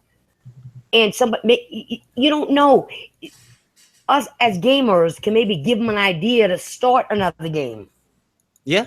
Yeah. I mean, let's put that this way. Would be excellent. Your Call of Duty channels and your Battlefield channels and stuff like that, those people, like, I've seen a few of them. Like this guy he's a Bethesda guy, and he did a Fallout channel. He has like a Bethesda channel, and he basically praised, like, it never criticized at all. Actually, even like I know what you're talking about too. Called people out for criticizing Fallout 4, but I mean there was a lot of problems with Fallout 4. So, I mean, so just imagine, okay, he's the influencer that they're going to be talking to. So when he goes and talks to them, he's not gonna tell them anything's wrong. He's gonna be like, "Oh man, it's great, everything's great," and then we keep on getting the same crap over and over again. He's more of he's the ass kisser of right. Well, that's that's what those people are, because they're getting paid. They're getting kind of kickbacks for promoting it, and it's just kind of, you get lost in that. That's the reason why even in like the money in politics is bad, and so the same thing, money in this type of stuff is bad too. Because it's not actual money, but it's goods. You know, like they send them the free crates with all the games and stuff in it. Mm-hmm. That's actually another good point too, because having it out in California, you're awful close to that whole San Francisco indie social justice warrior making, walking simulator gaming special snowflake darlings that like to put their own life story into a game and expect people to buy it. These are the ones that they're being influenced by when they have them out at these closed conventions, and having something like, E3 Road Show or E3 Arcade or whatnot, they're going to be talking to real gamers, the people that are actually going out and spending their hard-earned money on this stuff. And that's going to give them a much better idea of what the people that are really buying this stuff want, as opposed to being so isolated out in California. And giving them a full rounded opinion on it, because you're going to get to see people from the East Coast, Central, Midwest, everything like that. You're going to get to see all the different gamers, so you're going to get a full spectrum of what type of games people are looking for. I think it'd be great for them. I think they could actually make a lot of money off of it. Yeah. Well, guys, we're going to move on to the next subject. We got two more subjects to go. Okay. I think we exhausted E3 and what they should do. No, but listen. Is that we all brought up good points, and that's why I like a podcast like this, because you all stick to the point, you bring up good shit, good ideas, and hopefully one day when we do this podcast, their developers and people who run shit will actually listen to us. Right. You never know. Other gamers will listen and do the same shit we're doing, and hey, we want this, we want that, we want this, we want that. And you know what? Let's put the idea out. Let's put the ideas out. It would actually show the actual real gamers compared to the fake ass gamers too. Exactly. Yeah, it will separate us. Yeah. We'll move on. The big game releases this month are for PlayStation 4, of course, because my Xbox is ass as fuck over there.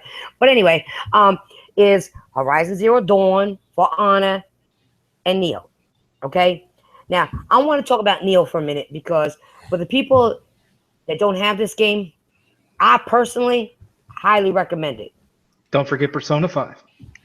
Oh, and Persona 5. Excuse me. Yeah, I did forget that. Sorry, Persona 5. That comes out this month? I think it comes out Valentine's Day or the day after, something like that. I thought it was April. Not the last time I checked. But I highly recommend it, okay? But double check when it's available, because right now it's sold out, guys. It's sold out. And for people who said this is a niche game, but it's sold out, okay? To me, this game is fire, okay? I love this game. But it is really hard, so you got to be a hardcore gamer to play it. People that did play it. To the people who did play it. I'm playing it right now. All right. What are your thoughts on it? And to the people planning on getting it when it's available, what are your thoughts on it? We're going to start out, since we had some people lagging over here because they had to show up late. We're going to start off with Porter Rock, who is supposed to be my permanent member, and he showed up that late. So Porter Rock, she's throwing shade. No, I love Porter Rock. Porter Rock knows I love him. Definitely. I always support her channel. So we're talking about Horizon or Nioh? I'm sorry. Nioh. It clipped out real quick. No. Oh, Nioh. What is your if you got it? What do you think about it? And if you didn't, and you plan on getting in, what's your thoughts about it? Girl, you know I got that game. I've been talking about that game for a minute. I've been talking about that game when they got introduced at the 2015 PlayStation Experience. It was, it was like a little bit thing. And I'm like, man, that game looked cool. It reminded me of Onimusha, and then I didn't know so much about Dark Souls, but I'm playing it right now, and I'm loving it. It's kind of like a mixture of Ninja Gaiden. It's like having a Ninja Gaiden character inside a Dark Souls world. I'm just loving it, man. The game is awesome. Pretty much. The combat is it's like so much smoother. You know, it's kind of like, you know how Dark Souls or Bloodborne, the character, like they roll kind of clunky. I mean, and I get the point of it. But this one, like, he's like a samurai, so he's a little bit smoother, quicker. It's just so much fun. But the one thing I say, like, a lot of these characters are like one-shot killing characters. I'm like, God damn. The same people who made Dark Souls made this game, made Nioh, no, totally different. Okay, it's Tecmo. It's Tecmo. Team Ninja was Team Ninja made this one. Yeah, they're pretty good. Yeah, Koei published it, and Team Ninja did it. The ones who do Dark Souls and Bloodborne were from software. So they got the inspiration from Dark Souls, which is good because and this just goes back to, and I know this is just going to sidestep a little bit, but this just goes back to how influential Demon Souls was back on the PS3. Because a lot of people saying, "Oh, this is a clone of Dark Souls. Oh, this is a clone of Dark Souls." No, Dark Souls is a clone of Demon Souls. That's where it all began. You know what I'm saying? And some people didn't realize it because it was a PS3 exclusive. So that game, it's an influential. It's just a new influential way of doing RPGs, and it shows that there's some gamers that want a really challenging game. They want a game that we just do more than just play it. That we have to practice it and master it. That way we can get good at it. There's still gamers out there looking for those type of games. And I'm glad Nioh. But I did not expect Nioh was going to be this popular. I knew it was going to be a good game, but I didn't think it was going to blow up. At no point did I think the Dark Souls crowd, was going to come out and support this. But I'm glad it is. It's sold out. For those of you who don't got it, get it. It's an amazing game. It's challenging. It's beautiful. Creative design. Great story. I'm just loving it. In fact, that's what I'm going to play after this podcast. Oh, shit. I don't have it, so I'm gonna get it. I spent my money getting a couple more games today. I got I finally paid off Horizon Zero Dawn, so I got that going. But I got to get that game. It looks really good. I just looked at the preview. For one thing, to add on, that's this month alone. That's 2 exclusive RPGs we'll get this month alone. That shit's bananas. Yeah. Oh yeah. That shit is bananas. All right, J-Dub, what's your thoughts? Well, it was a day one cop for me. So I got it. I think you saw me yesterday. I was playing it, Puerto Rock. We were all talking and we were playing it, and beautiful game. And I'm playing it in glorious 4K on the PS4 Pro. I'm just going to throw that in there. Well, see, I'm just going to say this because you said I know, but the people need to know. Yeah, I hear you. Well, definitely let me get it. And you got to realize, for a lot of people that's not into Bloodborne, Demon Souls, and stuff like that, you won't know what all the hype is about until you actually try it. So even if you don't think you'd like it, just rent it. Because you'll find out it's a whole different genre of games that you'll actually enjoy. Because think about it, if you always play just Call of Duty, Halo, or just the Uncharted series, if you just play the same genre of games, you're missing out on so many freaking things that you can enjoy. Look at this game. This game, a lot of people say that it was niche. I don't think it was niche. I think it was mainstream. It's just a lot of people that have yet to experience the greatness called it a niche title, and that showed you that it was a niche by the sales of it. Oh yeah. Yep. All right, 7th Level. Well, I sadly do not own this title yet, and Well, good luck finding it. Good luck finding it. Well, it's just bad. It's just bad timing. It's just bad timing. No, I know. And unless this raise that I get next week is going to be a lot bigger than I think it is, I'm going to be honest with you guys. It's probably going to be at least 3-4 months before I'm going to be doing a lot of game buying because I have to replace all this shit that the movers broke. But forgot about that. Oh shit, yeah. But I will tell you, 8th especially. 8th, for those of you who aren't friends with 8th, and a lot of my fans have become good friends with him. 8th is my 14-year-old son. He is a diehard From Software super fan. He loves Demon Souls, Dark Souls, Bloodborne. He has the plat on Bloodborne, and he is chomping at the bit to get this game. Oh. But it wasn't going to be out in time for his birthday, and he really wanted the new game, so he got Resident Evil 7. But he's dying to play this game. He's chomping at the bit. Almost to the point where he's willing to. He's almost willing to actually trade in some of his stuff to get it, and we don't trade stuff in. So that kind of tells you how, unless it's Xbox, but that kind of tells you how that tells you how bad that he really wants it. But at this point, I'm not sure when that's actually going to happen. I may end up having to. Oh fuck! I may end up having to break down and reopening a GameFly account just so I can rent the thing so he can play it for a few hours. Because otherwise, that's going to be about it. But yeah, we're both real excited to play it. And good. as far as talking about its influences with Demon Souls, I'm not going to get too deep on this subject because I could talk about it for hours if I wanted to. Basically, when you look at Demon Souls, Dark Souls, Bloodborne, yeah, they're action oriented now, but it's really just a modern take on the old roguelike genre.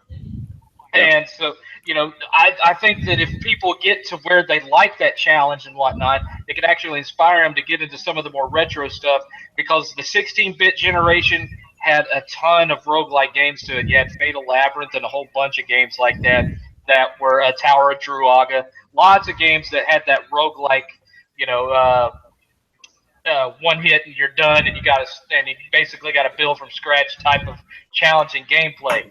There was a couple on the Dreamcast too. There was a whole bunch of them on PlayStation 1.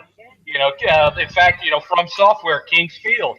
So I mean, there's a lot of stuff on the older systems that they could get into, but I'm not going to go too deep into that because I'll end up rambling. But anyway, that's my piece. That could be the next podcast. All right. Demetrius, what's your thoughts? Sadly, I'm on Seven Sider. Sadly, I don't have the game. I actually want to get it because I was just on the PlayStation looking at the trailer of it. It looks fucking sick. Here's the thing. I have Dark Souls 3, and you remember TP, we were trying to figure out what was the problem of us not being able to play with each other, and my friend showed me the actual reason, so I actually know how to get into it.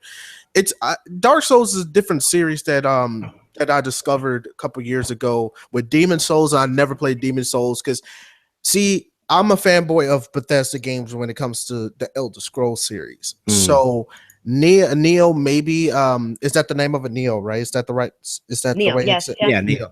Okay, Nioh. Okay, coming from a guy who's a big, humongous Elder Scrolls fan, Nioh looks really different. It looks really good. Especially, I love the Japanese and Chinese lore, so that's what really kind of got me into it. And looking at it right now, I was like, holy shit, yes, I want to be a samurai. Fuck yeah. But coming from a guy who's a big Elder Scrolls fan, Dark Souls was different, and I was like, fuck, man, this game is hard as shit. Like, I have Dark Souls 3. I haven't even touched it in a long time because it's really difficult. So if Nioh, it's really difficult as hard as Dark Souls 3, like, I'm one of those guys that said, fuck, this game is hard as shit. Just know that it's harder than Dark Souls 3. Okay, but I don't, like I said, I had to roll and move out the way. It's a lot easier if you know how to level your character up, use the right weapons, buy your shit properly. Right, but what I love about Dark Souls, as the Dark Souls and Demon Souls series, what I love about these games, because it's not like Elder Scrolls and it's not like Dragon Age. It doesn't hand you shit. You do it yourself. And a lot of people are babyfied about Elder Scrolls because you see how easy it is to play Skyrim. My fucking girlfriend plays Skyrim, and it's the easiest fucking game to her. You know what I'm saying? So that's kind of sad because my girlfriend's a gamer, but she's not a hardcore gamer like we are. So Fallout 4 was a cakewalk too. Fallout 4, yeah, and I have Fallout 4. Fallout 4 was a joke as far as an RPG goes. Yeah, it is. It's a fucking joke. Like me, I was never. Let's put it this way: Rise of the Tomb Raider was more of an RPG than Fallout 4 was. And Rise of the Tomb Raider, Rise of the Tomb Raider, that's another topic for another day. But I didn't like Rise of the Tomb Raider. Boring fucking story, boring characters. Every fucking thing is horrible. But the graphics were really good. Another story, yeah, another story for another day. But Dark Souls 3, I think it's a really good game. I like the game. I love the atmosphere. I love the lore of fucking Dark Souls. I think it's even better than Elder Scrolls. But it's for me, it's difficult to get into because coming from a guy who's babyfied through Elder Scrolls, who they hand you a lot of shit. This game, they don't give you anything. And I'm like, shit, I kill a boss, I don't get no reward? Fuck you. like this fucking big demon motherfucker at the beginning of the game. I'm like, I kill this motherfucker. I don't get nothing. I don't get nothing. This nigga was hard as shit to beat. He was fucking hard. I don't get nothing. Fuck. One of my tries to kill this guy, and I rated that. You get a trophy. That's what you get. Yeah, you get a fucking trophy. Yeah, it gives you a fucking good job. What I like about Dark Souls, it trolls you. What do you mean? What do you mean a fucking trophy? At least you got a trophy. Yeah, no, it trolls you too because it trolls the fuck out of me because, like I said, coming from a guy who's used to playing Elder Scrolls and used to playing Dragon Age stuff like that, when you kill a boss or you kill a guy, you can just automatically get his loot. What I like about Dark Souls, it trolls the fuck out of you because you're like, you kill this big ass boss and Dark Souls like, yeah, cool, good job, go kill another boss. Good job, yeah. Yeah. You know, all you get out of it is a pat on the head. Yeah. Good job, sir. You're a self-confessed anime fan, so I know you like head pats. Yeah. So I'm gonna do y'all all guys one good thing. I'm gonna give you all a platinum. How's that? Yo, nice. See that, but see,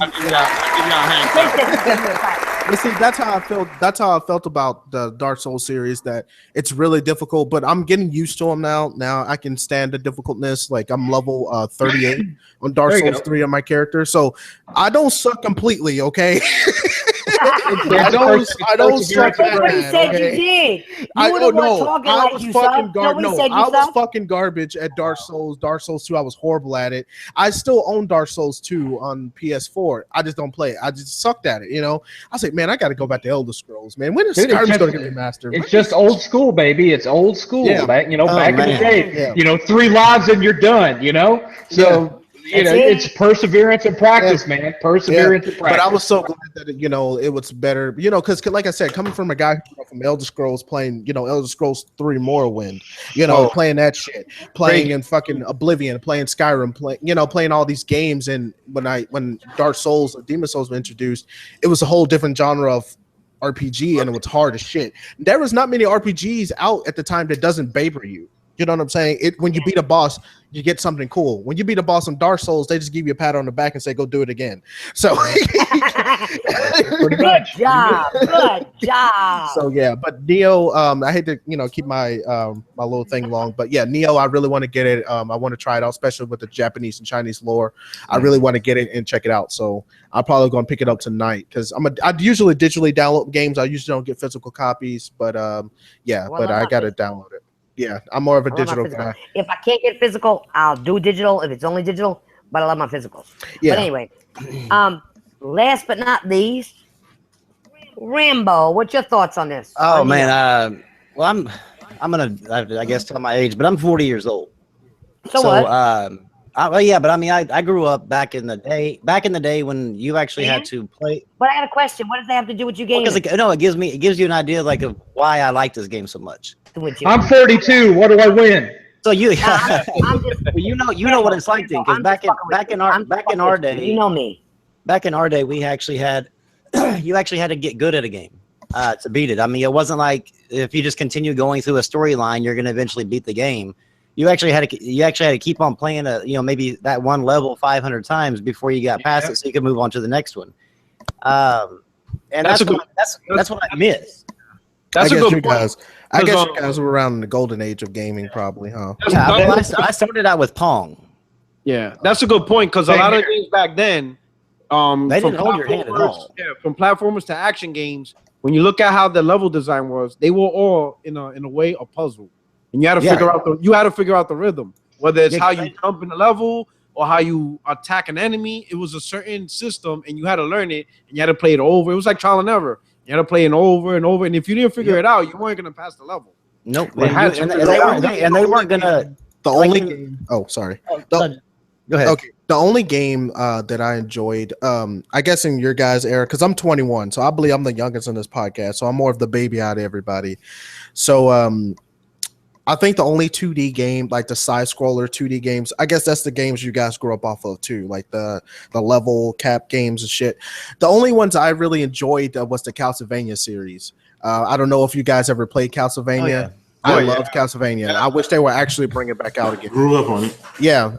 I grew up off the Castlevania. I love Castlevania. Series. Oh, hey, if not to change the subject, but y'all hear about Netflix announcing a live-action Castlevania TV show? Oh, I heard No, about I it. didn't. No, I And didn't. it's hard R rated and inspired by Game of Thrones. So Oh, take wow. holy shit! Yes, fuck it.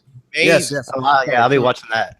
Sorry, I had a little nerd moment. Anyway, I had to let that slip because it's new news. But No, listen. sorry to interrupt. You keep on going. Hey, good. I had a nerd moment for a second, sorry, but yeah, but yeah, I think that's cool. That's the only stuff I ever played was is considered old school. I'm from the era of PS1 and N64 days. I'm sure you guys are beyond that era, before that era, but when I was playing the puzzle games like that, it was like Spyro stuff, you know, and Crash Bandicoot, and they were really like when I was a kid, I used to thought Spyro was pretty hard. You know what I'm saying? Now, if I play it now, it'd be a cakewalk. But when I was a kid, I thought it was pretty difficult because the levels were very confusing, and you know, it wasn't a baby handed. It wasn't handout to you like these games are nowadays. Like these games nowadays tell you everything about the game, and they tell you where to go, how to do this, how to do that. It's very babyfied, and I think they need to go back to where everyone should figure it out on their own. You know what I'm saying? It's Well, supposed to be a puzzle.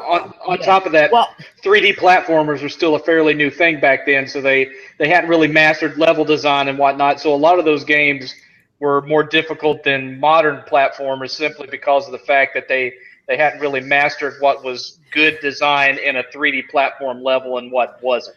Right. So, Oh, yeah. and Right. especially if you're looking at 3D games on the Dreamcast where it didn't even have dual analogs, forget about it. Yeah. yeah. Yeah. Actually, he I never kind did of that, led us into the next subject when he was talking about old school shit. Well. He actually led us into the last topic. Whoa. Okay. Now, since we have the 7th level here tonight, Oh, I God. want to do something different. We always talk about current gaming news every week. Let's throw it back a little. Okay? Now, my question is, now you let me know if you want me to go first after I do the question, or you want me to go last, and you guys go first. My question is, or consoles really got you into gaming? Who wants to go first with that? Wait, what was the question again? Sorry. Or do you want me? Okay. Oh, you guys aren't listening now? Oh, I heard it, but I didn't. No, I heard it. On me. Oh, shit. No, I All heard right, it, but then it was like it cut out for a second. That's why. It's my question is, well, first of all, I can go first, or one of you guys can go first. But my question is, since we have 7 levels here, I want to do something different. We always talk about gaming news and all that, but I also want people to know about the people on here. So I thought I'd do a throwback, and my question is, or consoles got you into gaming? Oh, I think for the bulk of us, I think it was the Nintendo, the regular Nintendo. We got to go one at a time, though. You can't talk to everybody. Oh, I love you, but you know you can't talk to everybody. I know. I'm just. Well, I know. I'm just saying for the majority. Now, I know. You know, I'm trying to liven this. I know you messing with me. I know you know I gotta mess with you. Exactly. All right, but let's start one at a time. All right. Let's start out with we got a pick. Who's gonna go first? Puerto Rock's been too quiet playing that game over there. He needs to speak his ass up. Puerto Rock, talk. Puerto Rock. He just got killed. He's having to respawn. Puerto Rock. All right, Puerto Rock. I'm gonna side whoop your ass later. All right, we're gonna go with Rambo. Well, for me, man, it was. It's gonna sound weird, but it was actually Pong that actually got me, because back then, gaming was a very social thing, like but more of a social, like in your house type thing. So me and my dad used to spend hours upon hours playing like Pong, and then we moved on to Atari, and we played we played the little Pac-Man things, and I was always trying to beat him, and it was like those two consoles really, because Pong I didn't really stay on too long. We kind of jumped straight to Atari 2600, and from that point forward, like with Pitfall, you're a little bit older than me. Yeah, like with Pitfall and stuff like that, and yeah, that's what really got me hooked into gaming, and ever since then, I just kind of stayed with it. Okay. Let's go with J-Dub. For me, it was Atari 2600. Even though the original Nintendo was out. Damn, y'all some old people. Sorry. I'm 35, man. So yeah, but no, and I'm going to tell you why. Even though the original Nintendo was out, my brother got me into gaming, and I mean that's all we had. That's all we could afford at the time until we, were able to get the regular Nintendo. So Atari was my thing, man. Atari 2600.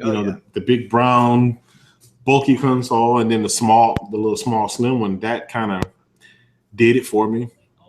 And then I made that transition over to the Nintendo Entertainment System, where that and the Sega Master System. But yep, for me it would be Atari. Okay. Let's go. Who's that? Porter Rock? Yeah, you can hear me now? All right. Oh, I can't. I was just talking to your ass, and you weren't even there. I'm having no, I was here. I'm having technical difficulties. I love you, Porter Rock. So, by technical difficulties, he means he had to adjust his loadout because he was getting owned. I'm like, oh shit, fucking TitanFallPrincess gonna beat the shit out of me. He got owned on Nioh, so he had to go respawn and do all that shit. So he said, "Hey, off the goddamn podcast, I gotta go respawn and do the shit over again. So I'll be back in a minute." Okay. No, Porter Rock. Okay. Well, I got the question. Did you hear the question? I was listening. All right. So what really got me into gaming was actually the arcades. That was my first experience with gaming. I remember I was playing the original Mario Brothers.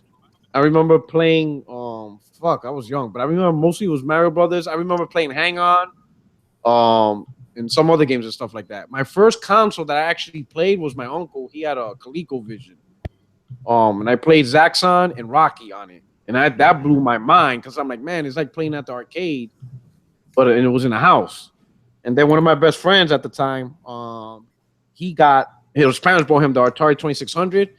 And the first game I played was the shittiest game ever. It was E.T.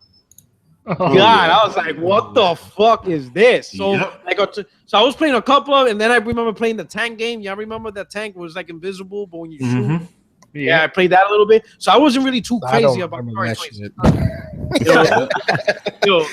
Those two games, I was like, man, this fucking console sucked. So at first, I wasn't feeling console gaming with the Atari 2600. But then I saw the first commercial for the Master System, and I recognized some of the games like Space Harrier, Hang On. I was like, wait a minute, that's what I want. So the Master System was my first console that I bought, and then I got the Nintendo, and then so on and so on. But I would have to say it was the arcade and the ColecoVision that got me into gaming. Atari almost killed it for me. Looking at that piece. Oh shit. Or at least the games that I was playing at the time from Atari. But it was ColecoVision.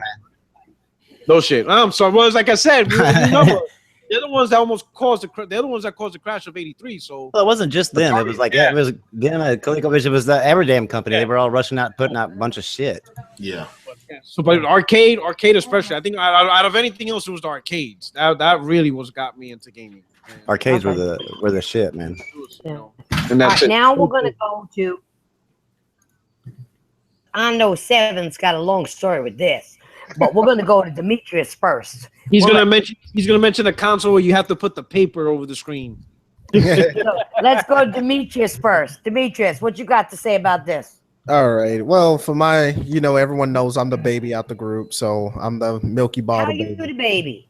Well, I'm only 21. Everyone's like old as shit. So like, I ain't old as shit. I'm a couple years older than you. We talk about old as shit. Well, you're so. Hey, what? Hey, why don't you kiss my wrinkled old ass, weeboo? Hey, I'm proud to be got Seven's going again. I'm gonna make it seem like we all down with ARP and shit. Hey, I'll be down with ARP, man. That shit's cheap. Oh, yeah, see, y'all talking about consoles besides the Atari, I've heard of those, but he heard of those. I heard of Wow. I want to kiss my ass and stay off my lawn. I like when people talk retro gaming and they're talking like the PlayStation 2, and I'm like, what? I'm not. See, I'm not one of those motherfuckers. Okay. retro gaming, PlayStation 3. I'm like, oh my god. What got me into gaming? We just talk, guys. Okay, now what got me into gaming itself was obviously the PlayStation 1. Yes, that is a newbie thing to say, but that's what got me into gaming because I was a kid when all this stuff was going on. So I was like 3 years old. So Final Fantasy 1 and 2 got me to loving Final Fantasy. That was my first favorite RPG of all time. I love the series to death. Hate what happened to Final Fantasy 15. It make me cringe how bad that game is. But PS1 got me into it. Spyro really got me into to that stuff. Crash Bandicoot, shit like that. Then ever since then, I've been loving gaming the way it is. Yeah, so that's what really got me to it. PS1 did, then PS2. Now, when it came to like Nintendo products, like I said before, I'm not a big fan of Nintendo. I never liked their products at all. When I was a kid, I really couldn't even get into gaming. Not even because, a GameCube? Like I said, okay, remember the last podcast we had? I spoke about. I'm messing with you. You don't gotta fuck with you. Come on, it's my podcast. I'm gonna fuck with everybody. Yeah, no. But like I said, GameCube, I didn't mind it. It had okay games, but the only reason why I even owned a GameCube because Resident Evil 4 was exclusive to GameCube at once upon a time, to Nintendo once upon a time. So that's the only reason why I got one. And then after I went to PlayStation 2, my GameCube would end up in a pawn shop somewhere. So I was never into shit. Yeah, I was never a fan of it. I was never into Mario and fucking Donkey Kong. Right. I thought they were baby games. When I was like I said before, when I was a kid, I was into evil shit. I was into zombies and demons and monsters, and I want to kill people. I want people to get stabbed. I had a fucked up mind when I was a child. So like Mario and fucking Donkey Kong, I would make fun of you if you had shit like that. I was like, Nick, where's your fucking Resident Evils, man? Where's your really scary games? Like, where's your real games? And a lot of people didn't have it back in the day. So PS1 had it for me. That's what all the shit was coming from, and that's what I enjoyed. I enjoyed scary games. I enjoyed horror. I enjoyed RPG. I didn't enjoy Mario and Donkey Kong and stuff. So that's why PS1 was my favorite, because they had stuff I enjoyed. Horror. Yeah. Now, I'm going to go next. Mine's going to be a little bit long, but I know 7thLevel is going to be longer. And since he's our special guest coming back to YouTube after all the bullshit he's been through these last months, finish that up. For me, I'm going to say, and it did start with the arcade, but the arcade was going out. I was a very little girl. And I have a lot of older siblings that are like old enough to be my parents almost. Okay, my mom had me very late in life. And he used to take me to the arcade and get a box and stick me on a box to play games. So it kind of started there. But then later on, okay, consoles. But my favorites in the past were the PS2 and GameCube. Okay, I gotta say that. Okay, when I started, I'm young, so give me a break. All right. PS2. I'm still just based off the library itself. Okay, you had SOCOM, right? Siphon Filter, Maximo, Siren, God of War, Shadow of Colossals, Shinobi. You had all the third-party exclusives, and first-party you could want was with the PS2, and a lot of fighting games. Now, for me, the GameCube was also an underrated console.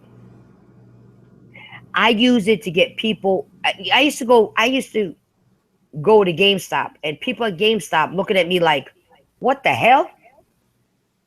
You're buying games for a GameCube?" It bothered me, but it was a very fun console to me. It was small. The explosions were phenomenal in that game at that time. At that time, let me make sure I say it again, because people are going to try to say something in chat.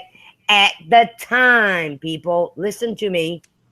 Okay, I left that fucking console running. Console didn't get hot. I dropped that console so many times. The shit didn't break, okay? It was built to last, okay? And it had games like Metroid Prime, Battalion Wars, TAC, Billy Hatcher, and The Great Egg. I can keep on going on and on with both of them. But that's the gist of my answer. Okay? That's the gist of my answer. But now we're going to get to, I know the one person who wants to talk the most, who's coming back, is 7th Level. Give us your answer, 7th. All right. Well, first of all, I'll say at the very start that as far as being a collector, that didn't start until the NES. Because prior to the NES, it's like when the next system came out. 7th, not 7th. Give me 1 second. Not to cut you off. I need to say hi to somebody in the chat. Okay. Because they come every so often. Okay, what's going on? Thank you for coming. Love you. And you know what, Poppy? You need to be on my motherfucking podcast, okay? All right, go ahead, 7th. All right. So, like I said, collecting wise, I started with the NES. Prior to that, whenever a new console came out, I'd trade in everything that I had for the old one to be able to afford to get the new one. So actually keeping games and collecting stuff, I didn't really start with the NES, and then once I did, I went back and bought all the stuff from the early 80s to add on. But as far as gaming starting for me, we got to set the Wayback Machine all the way back to 1977. And I was a policeman's son, okay? I was a cop's son. Holy shit! So now you don't like me now, right? But I was a policeman's son, and I know this might be a bit of a stretch for you to believe it, but cops don't make shit for money, and especially not in the 70s. And so we never had money for shit. Like, you know, getting to buy a bottle of Coca-Cola was like a special event in my house back then. And so my uncle, he was a fireman, and he was a fire captain, so he made more money. And so my cousins, now I was an only child, my cousins were kind of like my brothers. And so they would get all the new shit, and then when they'd get the next new shit, they'd hand down the old shit to me. So up until like my first 2600, every console that I had was a hand-me-down. So my very first experience with a video game was a hand-me-down Radio Shack Pong clone that you hooked up to a black and white TV. You know, and I just thought that was the most amazing thing in the world. I was like, you know, 3 going on 4 at the time, and here I was able to move a stick and make something on the TV screen actually move, you know? Not like me. Sorry. And so, you know, that to me that was just the pinnacle of awesomeness, right? And so then they upgraded, and so my next system was a Fairchild Channel F, which was the first that was the first video game system with removable cartridges. And then I got they got a 2600, and I got their Magnavox Odyssey 2 as a hand-me-down, which that one was the one that made the history books for being the first video game to be sued for copyright infringement with their ripoff of Pac-Man called Casey Munchkin. And then around 1981, I think, 81, 82, my parents took me to Disney World, and I had my first arcade experience. Oh, shit. That was at the Contemporary Resort Hotel. If you've been to Disney World, that's the big-ass hotel that's shaped kind of like a letter A, and the monorail goes right through the middle of it. Well, back in the day, it had one of the biggest arcades around, and it was called the Fiesta Fun Center. And it just had hundreds of arcade games in it. It had, you know, skee ball. It had air hockey. It had an animatronic, shooting gallery, where you had all these guys moving around and you could shoot them with your gun and all this stuff. And that's when it really started to light a fire under me, was with playing those arcade games. And of course, we've already talked about arcade a lot. And really the real reason that arcade games were as difficult as they were was because they wanted you popping more quarters in them. And that kind of translated over to the consoles when the consoles started to be able to replicate to some extent that arcade experience, which of course started with the ColecoVision. And of course the ColecoVision was also a hand-me-down for me. And then when the great video game crash of North America in 1983 happened, I transitioned over to computer. And so, I had my old 2600, my hand-me-down ColecoVision, and eventually in 1986, my dad bought me a Tandy 1000, and so I didn't do nothing but old Atari, Coleco, and Tandy games for the longest time. And then finally, my cousins bought an NES, and they brought it over to the house one night, and I ended up staying up all weekend long without sleep, playing like Super Mario Brothers and Rygar and Ghost and Goblins, which of course was the precursor to that Maximo game that you like so much. Oh, and you got to tell me more about this Shadow of Colossus game. That sounds great. But anyway, it's a good game. It is. It's that was one of my favorite games on PS2. That was actually a joke. I was making fun of. I was making fun of her a little bit. Oh, yeah, being smart ass. Sorry. As he is. That's why I love him, because he's a smart ass. I was just being a prick. But anyway, that weekend is where I went from being someone who loved video games to someone who was a gamer. That was the weekend that turned me into a gamer, and I've been playing ever since.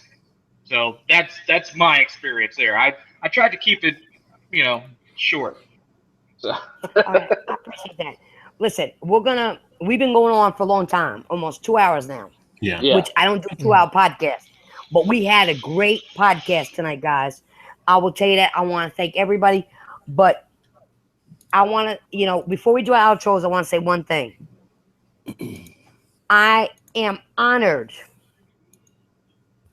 that 7th Level came back with his shit on my podcast. He's been out for a couple weeks. He made it possible the hard way to make it to my podcast and to make his new entrance on my podcast. And that, I got to tell you, I appreciate 100%. Okay? Cool. That's cool. No, I mean it. I mean it from the bottom of my heart. That means a lot. It means a lot. No, so we're going to do outros now. And what I want you guys to do when I do the outros, to tell people where they can find you and what's going on with you, So we're going to start off with our honored guest, Mr. 7th Level. Tell us. Well, I'm pretty easy to find on YouTube. Just look up The 7th Level. You'll find me. I've got over 200 videos at this point. If you like to hang out on Twitter, come find me at The 7th Level. I'm pretty easy to find there. Facebook, I don't really do that much, so don't bother looking for me there. But as soon as I get some of my equipment replaced, I'm going to go back into regular production on my vids.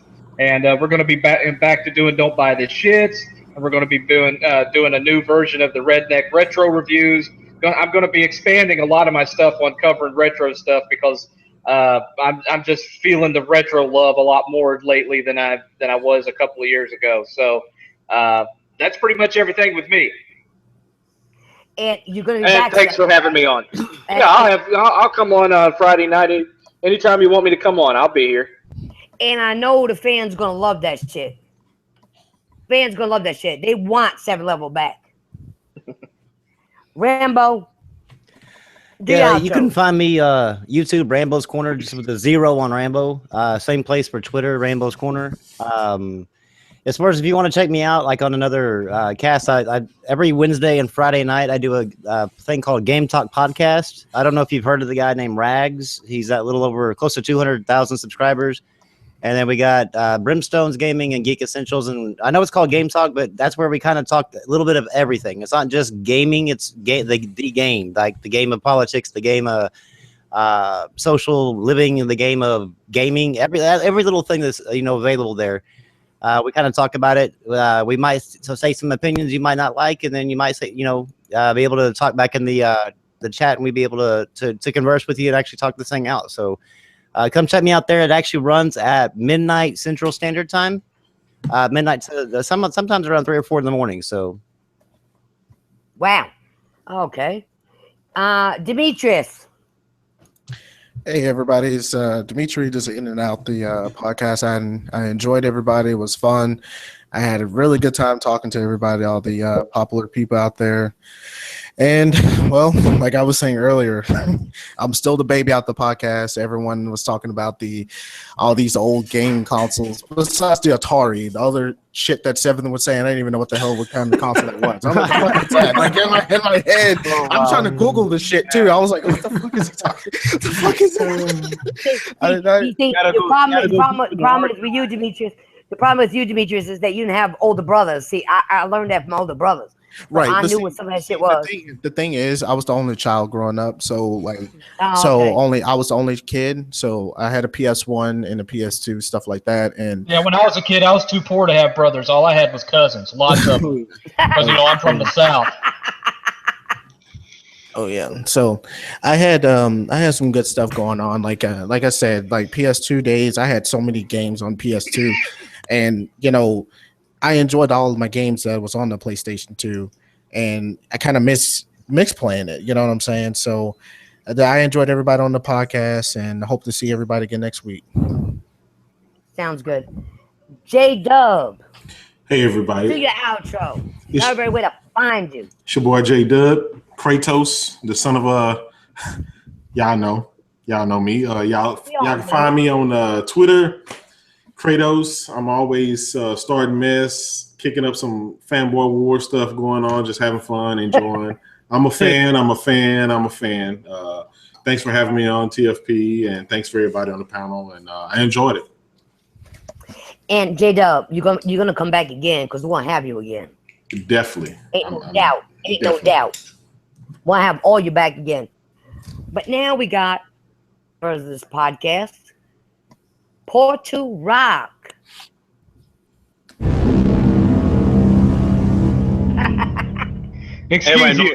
Everybody knows that sound.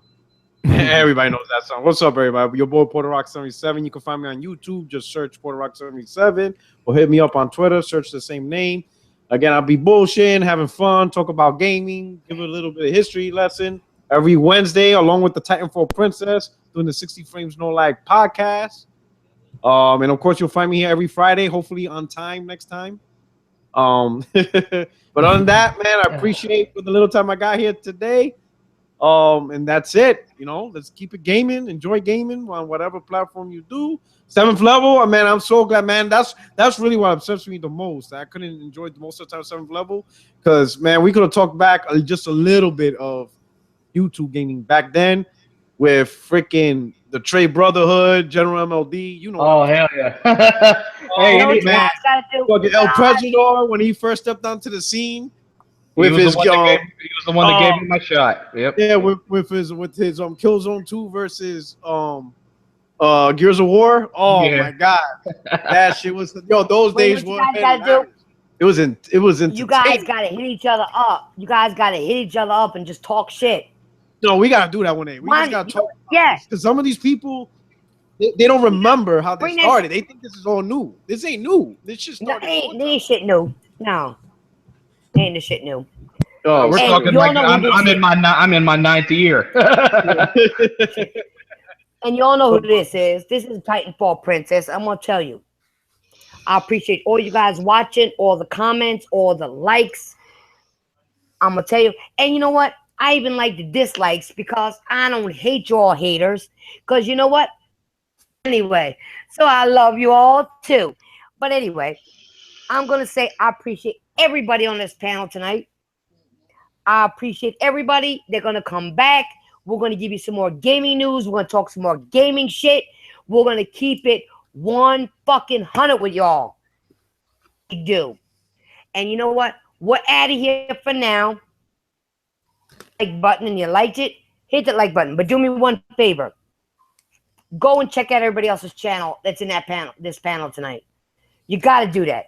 Because they got good content. They keep it real. They keep it funky.